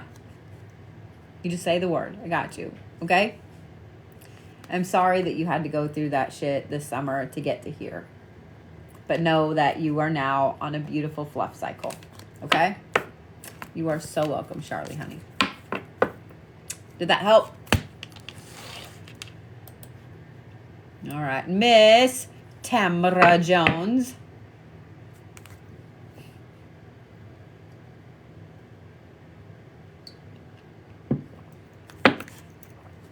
Good. I'm so glad, honey. Y'all must not have been watching me very long if you have never heard me say spiritual throat punch. There you are, Jonesy. I was hoping that you were here, because I was like, I saw her pop in. I saw that one down there. And then we're going to pull that one. Because I've said that a lot. I'm just saying, I've said that a lot. All right. Are we ready?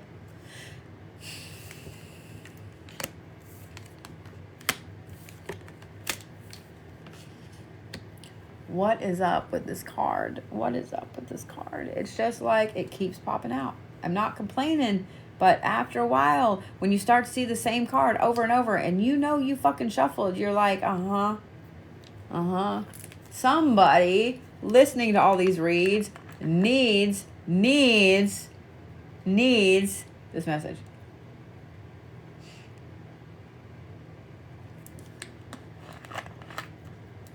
All right.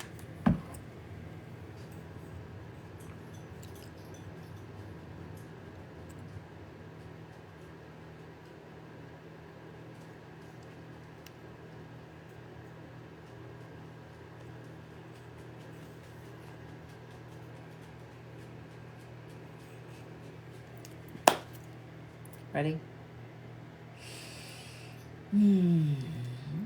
First of all, you have the veil, which is the future. Then you have the skull of illumination, which is skull of light, which is illumination. Then you have the hearth, which is the happiness center of the home. And then you have the vampire, which is emotional intelligence, which some people do not have a lot of.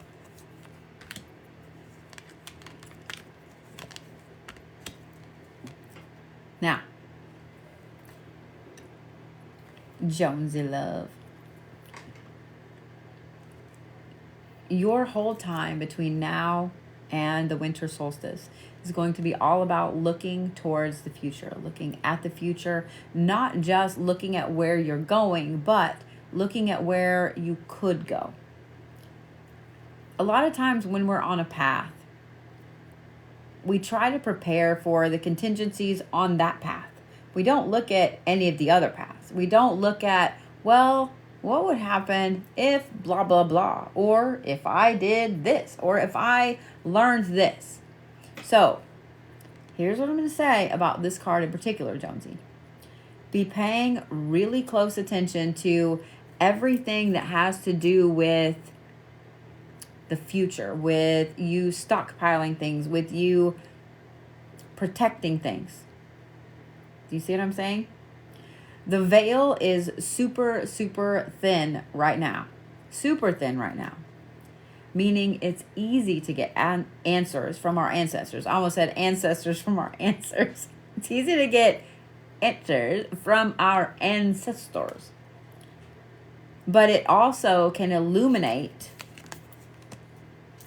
a lot of aspects of our path that could possibly veer way off to the side.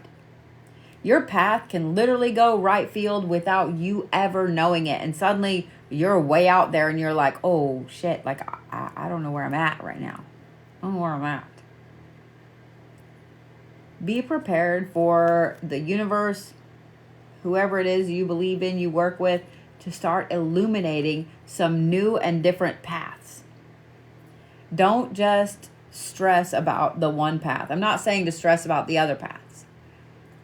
But when these pop up, some of these smaller little like side quest paths are going to offer you something fucking fantastic. Not only are they going to offer you a lot more happiness and a way of escaping some of the rat race that's going on this main path, but you're going to find that it's going to allow you to move toward the future in a different way than you ever thought possible. Fall, is going to be really intense for you.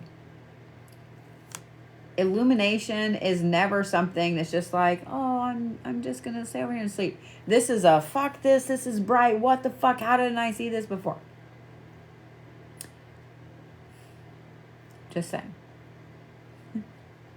Just saying.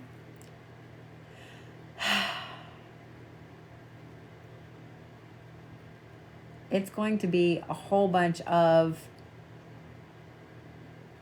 shining a lot of light. Oh, thank you, elements. It's going to be a whole lot of shining a lot of light on all of these little paths around you that lead you to a different and better type of future than that big old path that you're on right now. Just, here's what I'm going to say. Because this happens a lot when we're on our spiritual path. And then we get like spiritual ADHD. We skip to this path and then we come back to this path, but then we skip over here and then we skip over here. And then, okay, we're going to come back to this for a little bit, but now we're going to go back over here and maybe up here. And we get this like crazy, shifty, let's play the piano like with our paths. And the problem is when that happens, we feel like that's what we're being told to do because this is shining and now this is shiny and now here, here, here, here. But in reality, it is the universe showing all of these different paths. And it's our need to change and shift and pivot that's making us jump on all these different paths. But the problem is, I forgot I've been wearing that ring all day. So this is my mom's ring. And if I don't wear it a certain way, like I caught part of it right here. I caught the ring and it pulled. And so I just realized, like, why the fuck does my finger hurt so bad? Because you've been wearing that ring wrong. Don't recommend it. Anyway, with shifting back and forth on these paths, we then start to feel like a failure. Does that make sense? We start to feel like we're less than, like maybe I didn't really know what I was doing, because you get on these other paths that you think you're supposed to be on because they've had all this illumination shown on them. And then you realize that this wasn't a permanent path. It was just a little thing. The little paths, the little side paths are all a supplement and help with the bigger path that we're on. So when they get illuminated and they need to happen because of your future aspects, don't hesitate. Hop onto the little path and do the thing. But then come back up onto the path that you have been on for a long time, okay?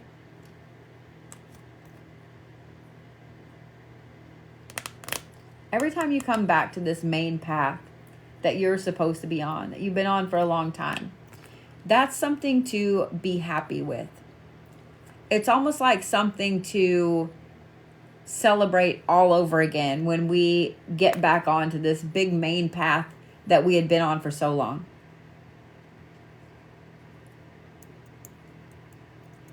Don't hesitate to celebrate small victories.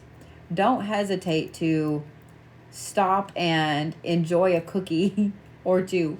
Don't hesitate to just be happy. Just enjoy the path that you're on. We forget that so often on a daily basis, to be honest. We all forget it on a daily basis. To just be in the moment and be happy. I was even raised to be in the moment and be happy in the moment. But I forget myself because we have so much shit that we have to do that we forget. Because it's not part of the shit we had to do. Wasn't on our radar. What I love about this is you literally end with the vampire. You end with the emotional intelligence. So even though you really are starting to think about your future, you're starting to think about where you're going, why you want to go there, etc. Yeah, just turn off the Virgo brain and all this illumination. You're also going to realize how emotionally intelligent you have become just over this past year. I don't think that it's just the winter solstice or just the fall, excuse me. I don't think that it's just the winter solstice that's going to make you smarter. I think you're going to look back and go, I have learned so much this year. When we were in grade school, it's so much easier because we have tests to know how much we learned this year. When we're an adult, we don't really have that. All we have is the ability to look back and go, well, holy shit. I can't believe I made it through that. I can't believe I learned that. I can't believe. You see what I'm saying? Turning off a Virgo brain, that's a feat. It's like turning off a Capricorn brain. I don't really know that earth sign brains can be turned off. You would think that earth signs would be the most grounded of all the signs, but no. No. We are the worst ones. The worst ones. So,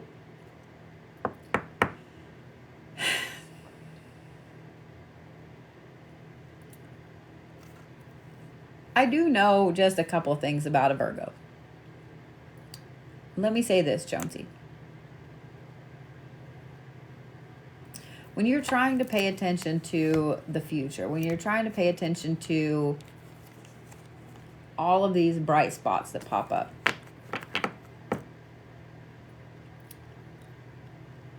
make yourself pause.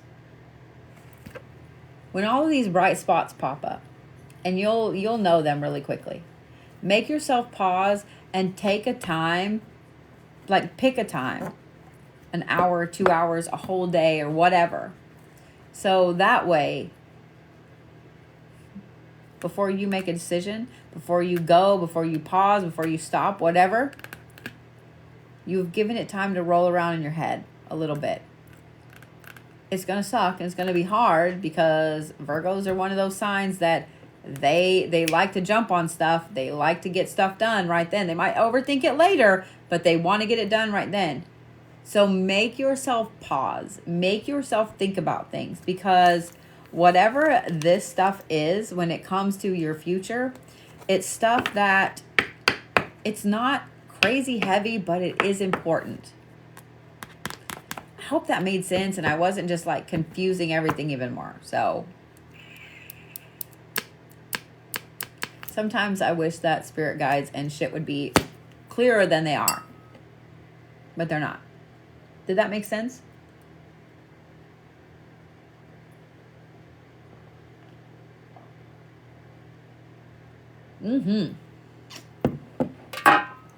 You are super welcome. All right. Charlotte Pearl. What a name, what a name, what a name. Hey, Charlotte. I love it. No pressure, no pressure that this is the first time I'm reading for you. You're trying to practice pausing now. And to be honest, that's it right there. Practice pausing. Practice pausing. Because we all just think it's go, go, go 100% of the time. And it's not. Pausing is hard for me. I mean, me personally, I don't like it. I don't like it. I don't like it. Like, I always bitch and I'm like, I just want a whole day to sit around and do nothing. No, I don't. No, I don't. I would bitch that I didn't have anything to do. I am not going to be a good retired person. I'm not. I can already tell you, ain't happening. What the I just bitched about this card. I just bitched about this card. Yeah. Yeah. When you're in a constant go, go, go, go, go mode, you get used to it. You get used to it. Just because it only takes 2 weeks to start forming a habit. So if you are in go mode or pause mode for more than 2 weeks, it starts to become a habit. So yeah. Oh, I'll probably work till the end. I hope so. I hope so. Why all the yawns? Like all of a sudden, bam, bam, bam. I just realized. I'm like, I just realized. Just bam, bam, bam. This is stupid. I love that. I celebrate myself and forget to put myself on a timeout. Yeah. Yeah. All right. Here we go, Charlotte, honey. You start off with Night Song, which is Hidden Talents. Then you have the Barmbrack, which is Sweetness and Energy. Then you have Invisibility, the Authenticity. And then, I shit you not, you also have the Vampire, which is Emotional Intelligence. Like I said, I just was talking about this card popping up. And here we are. So, Miss Charlotte. Gonna line my cards all up just right. One of the interesting things that Samhain is bringing about on your path is this. Some unique hidden talents. Now, I don't think that this is like you're going to become an internationally known medium overnight, whatever. But usually hidden talents are things that as a kid we turned off. So maybe we scared the crap out of ourselves as a kid, or we scared the crap out of our family or whatever by saying something in a dream and then that happened, or just we knew something or whatever. A lot of times this right here, this hidden talent, is something that we did as a kid that we shut off. I would not be surprised if you start having some interesting dreams about these things, or if you start having some interesting dreams, interesting interactions during the day, etc., with people that remind you of people that have been gone. Because when I see this card too, the cardinal is all about those that have gone before us. So, thank you, Ghost Rider. So, know that when this talent starts to pop back up, you're going to have an amazing amount of ancestors around you, an amazing amount of people that are there to kind of hold your hand and help walk you through it. So you're not all by yourself. You're not all by yourself in exploring this talent, okay? The other thing about exploring this talent is this. It brings a whole new level of sweetness and of energy to your path, to where you thought you were going. It brings a whole wonderful, amazing level of stop and smell the roses. Does that make sense? It also brings this. And this is authenticity. I'm not saying that you're not an authentic person, because I think that you are already. But what I love about this is it allows you to really grasp this hidden talent, grasp this amazing aspect of you that you had hidden for so long, and bring it right back up to the surface to be a full-fledged part of you and who you are. When gifts pop up like this, it's never easy. Like, they pop up and 1 minute you're just normal you, and the next minute it's like you can fly through the air or some crazy thing like that. Okay? But you still have to be your authentic self, or it doesn't matter what kind of amazing gift or talent you have. You could be Superman and flying through the air. But if you're not being your authentic you, your authentic self, then why does it matter? Why does it matter if you have amazing gifts if you can't be your authentic self? This winter, I keep saying winter, this fall is absolutely going to show you your authentic self. It's going to make sure that you get to be your authentic self. And if somebody tries to shut that down, I guarantee you they're going to get slapped on the butt, and not in a good way, by the universe. Because this card is actually really, really important, even though I was making fun of it for coming out. The emotional intelligence card, especially after all of these right here, tells me that you need this authenticity to really boost this. We all have a healthy dose of emotional intelligence, but some people are so much better at hanging on to it than others. These are the people that can stay calm during a conflict. They can stay calm during an issue. They're the ones that, when something starts to happen, they're very calm and they handle it. They may have a panic attack later, but this is who you're headed towards being. I'm not saying that you're not almost there already, but this is who you're headed toward being. Universal throw punch activate. Okay, that's kind of funny. You have to become your authentic self, Charlotte. You just have to. You just have to. Like, I'd bet my booty that you don't have a choice here.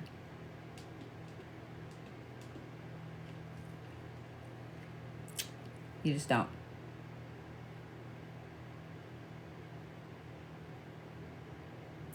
And hey, with this hidden talent, you can probably also scare a lot of people. I feel like quoting Beetlejuice, where he's like, hey, learn to throw your voice. Fun at parties. Impress your friends. Charlotte, fall is going to be an interesting time for you. It's going to be fantastic, but it's going to be an interesting time for you. And know that this hidden talent right here, it's going to be a little intense. Okay? It's going to be a little intense. A lot of times when we have a hidden talent that pops back up that we used to have when we were a kid and we squished it way down, it kind of comes out with a vengeance. Does that make sense? It probably wasn't the best words to use.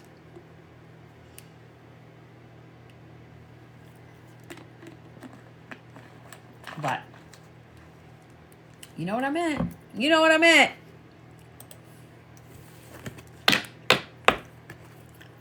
All right. Lori O'Brien. We ready? Thank you guys for all of the new follows. I appreciate it so much. Ooh, okay. Calm down. Calm down. All right.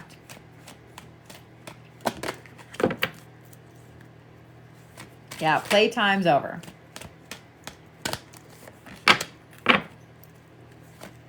There's Lori. Thank you for staying so long, sweetheart. All right, let me look at the cards you threw at me.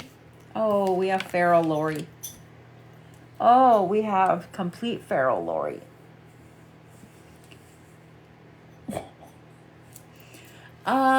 Lori. Girl, this is your fall to be wild. I'm just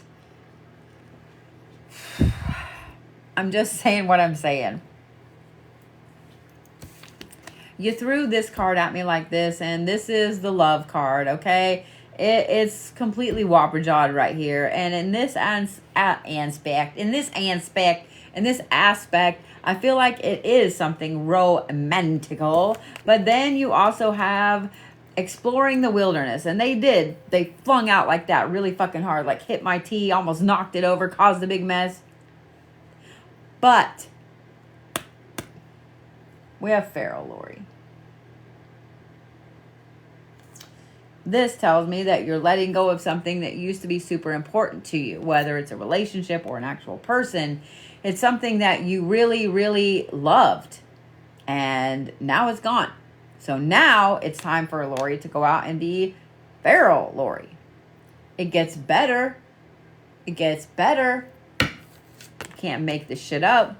I shit you not. Next, Lori has mischief and play.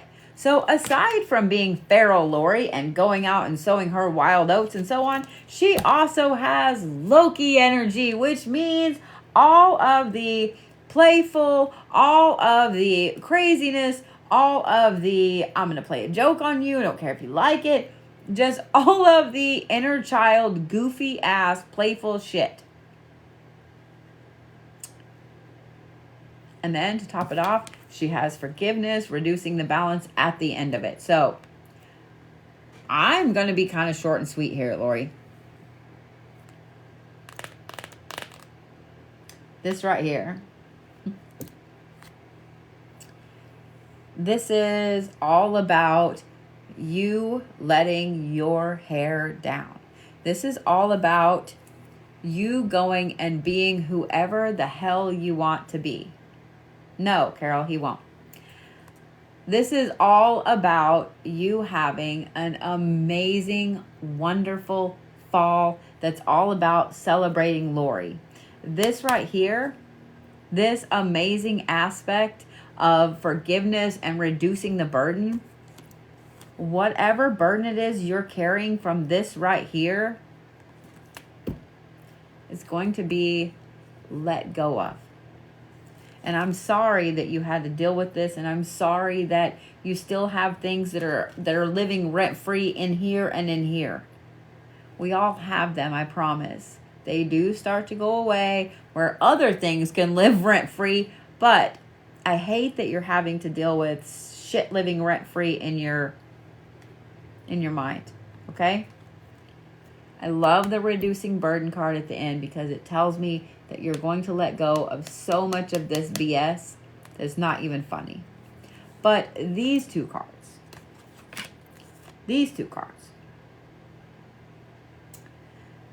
this is all insane, intense, feral Lori right here. So enjoy the living shit out of this, okay? Enjoy the amazing, awesome fall. Okay? Don't stress about this person. And know that a lot of your burden is going to be let go of before the winter solstice. So all in all, feral Lori aside, all in all, honey, it's going to be a fantastic fall for you. Okay? No, he won't reach out.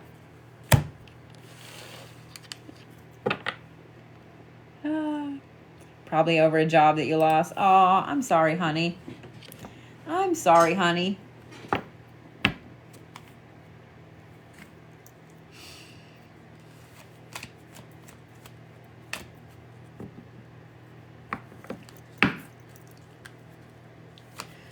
I really need to stop doing that. I really, really need to stop doing that. It's okay, though, when at least you know kind of what it is and what the aspect is that you loved and had to let go of. I'm sorry that you lost that job, and I'm sorry that it's made you feel not yourself. I'm sorry that it's made you feel less than, you know? Yeah.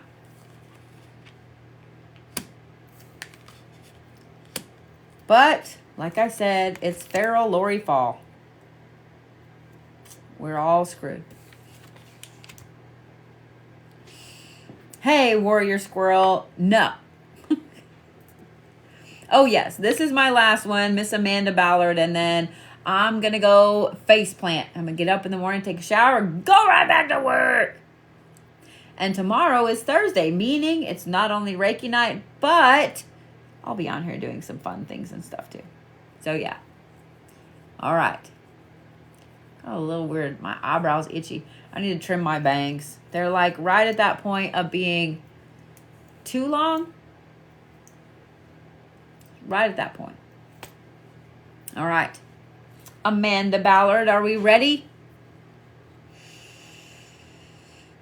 Ooh, 5 days of conference at... Oh.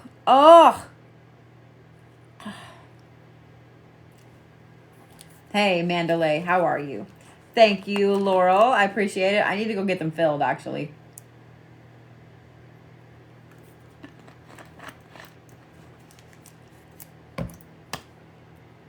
Good. I'm so glad, honey. You are my last one of the evening. My last one. Hey, Zen. Yes.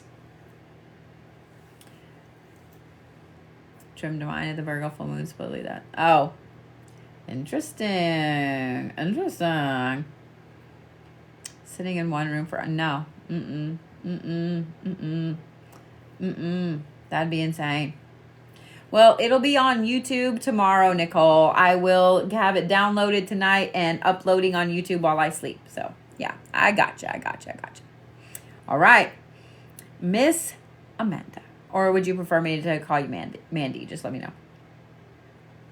You start off with the witch, which is the weaver of the earthly worlds. Then you have the skull of darkness, which is blind spots. Then you have the jack-o'-lantern, which is protection. And then you have invisibility, which is authenticity. So,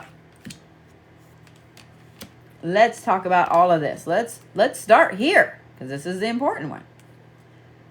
Girl, whatever that shift was that you felt on Samhain, it definitely was a boost to your magic, whether it was last night, yesterday, whatever it was. That shift that hit you was a major, major boost to your personal power and to your personal magic. You better be using that. You better be using that. Okay? This is an extremely powerful card. And I love that everybody noticed it earlier. It's also one of the prettiest cards in the deck, in my opinion. It's fantastic. But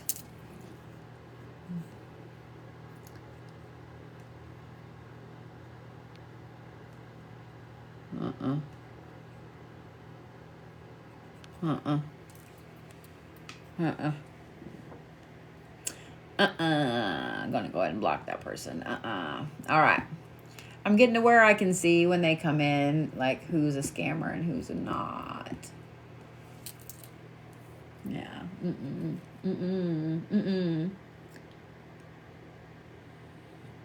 This shift was important. This shift had to happen. This shift is also something that you've been waiting for and you've been asking for and you've been manifesting and you felt like it wasn't going to come, and then all of a sudden it hit you. Just boop. Now, here's the thing that comes along with this. When we have a level up, when we have a power up, etc., you tend to have this. This is blind spots. Okay? Now, with blind spots, especially when we have a level up, we have blind spots. The reason that this card is popping up that you have blind spots is because they're going to be shown to you. You're going to realize where you really have to look around, where you really have to go, oh shit, I've been glossing over that and that and that and that. A lot of these things are going to be illuminated. Now, not all of your blind spots are going to be illuminated, and here's why. Because next you have the protection card. When you have this level up like this, you also have to level up all of your protections. This means your house, your car, your office, wherever you work, your kids, all the things, okay? You've got to take your protections to the absolute next level because of this shift, this level up right here.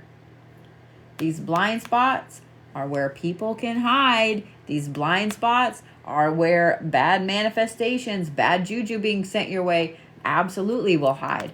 So you need to up your protections, and I would recommend doing so in a way that no one knows what you're doing. Do it when you are by yourself, when there's no way that anybody else is going to see you, okay? Because that right there is super important and a fuck ton of energy. That's a fuck ton of energy, especially for this to happen on Samhain, okay? The other thing too is this. Now, all evening we've talked about this card being authenticity. However, we're going to talk about the invisibility aspect here, because this level up, these blind spots, and this protection right here, you need a healthy dose of invisibility with your protections. Being your authentic self and getting back to an authentic self does have a very hefty dose of invisibility to it. But there are several different things that you can do and you can work with to help you be a little bit more invisible, especially in your protections, okay?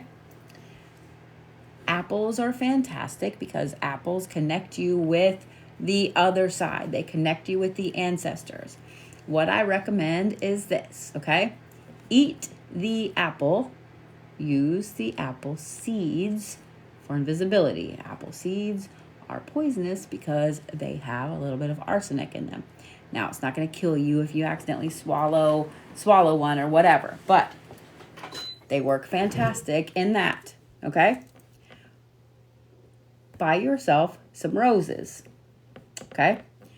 Buy yourself some roses. When they start to wither, when they start to die, hang them upside down, but you want to cut some of the thorns off to use in workings as well. Now, the reason I'm telling you this is because you can take some of these ingredients and you can make you some little jars that go around the corners of your home or your property for invisibility. You can also take one with you whenever you're going out and about. I'm just going to say this quietly so no one else hears, okay? One of the other things that's fantastic, especially because you want to be on the offensive here when you're trying to be invisible, there are a couple of interesting herbs that I don't really recommend for beginners, but all you have to do is kind of Google it. You look up herbs for invisibility. Now, one of them is a little toxic, so be careful if you do decide to use it. Use gloves because it can be absorbed through the skin. It is fantastic for invisibility workings. I'm just saying what I'm saying. Because here's the thing, when you go through a level up like this, you would think that people would be happy for you. I'm happy for you. But there are going to be people that are not. There are going to be people that covet this. There are going to be people that are jealous, and there are going to be people that wish all the bad juju on you. And unfortunately, if you are anywhere on TikTok, if you are anywhere in the spiritual community, eventually there are going to be people that just do stupid shit. You know what I'm saying? I don't know why my eyebrows itching, but it's pissing me off. So, you need to make sure that you're putting together some things that help you not only be your authentic self, but help you with invisibility. So black pepper is for banishment. Cloves are to shut people up. Drinking lime water is to help you with spiritual purification. Lemon can help you rid a place of negativity. Just things like that. Garlic is fantastic to use. Onions are fantastic to use. Turmeric is fantastic to use. But yes, I would do a little research on herbs to use in invisibility workings. Okay? Congratulations on that level up. I bet you probably thought it wasn't ever going to happen, because that's usually what happens. We ask for it, we try to do all these things, and we finally are like, you know what, fuck it. If it happens, it happens, and the universe is like, oh, okay, bam, here you go. So, congratulations on that, Amanda. But like I said, up your protections. You're going to have blind spots. So those protections are key. And you want to make sure that you do a few little invisibility workings, okay? The other thing that you can do is this, and this is one of my favorite things to do. Are you ready? This is just make a sweet jar for anybody that wishes you ill will. It doesn't have to be a big jar. Just make them a wonderful, sweet little jar. And the coolest thing is you can leave this in your own house. No one ever has to know or touch it. Just get a little jar inside on a piece of paper. You just want to write anyone that's not working in my highest good. Okay? Because that pretty much covers anybody that's wishing bad on you. You want to fold it in on itself like that. Put it in a jar. Put around it nerds, Skittles, something bright and colorful and sweet to sweeten their path somewhere else. Seal it up. Make it look really pretty. Put a key on the outside to unlock any doors that they need to have, and set that bitch in the middle of your home. Help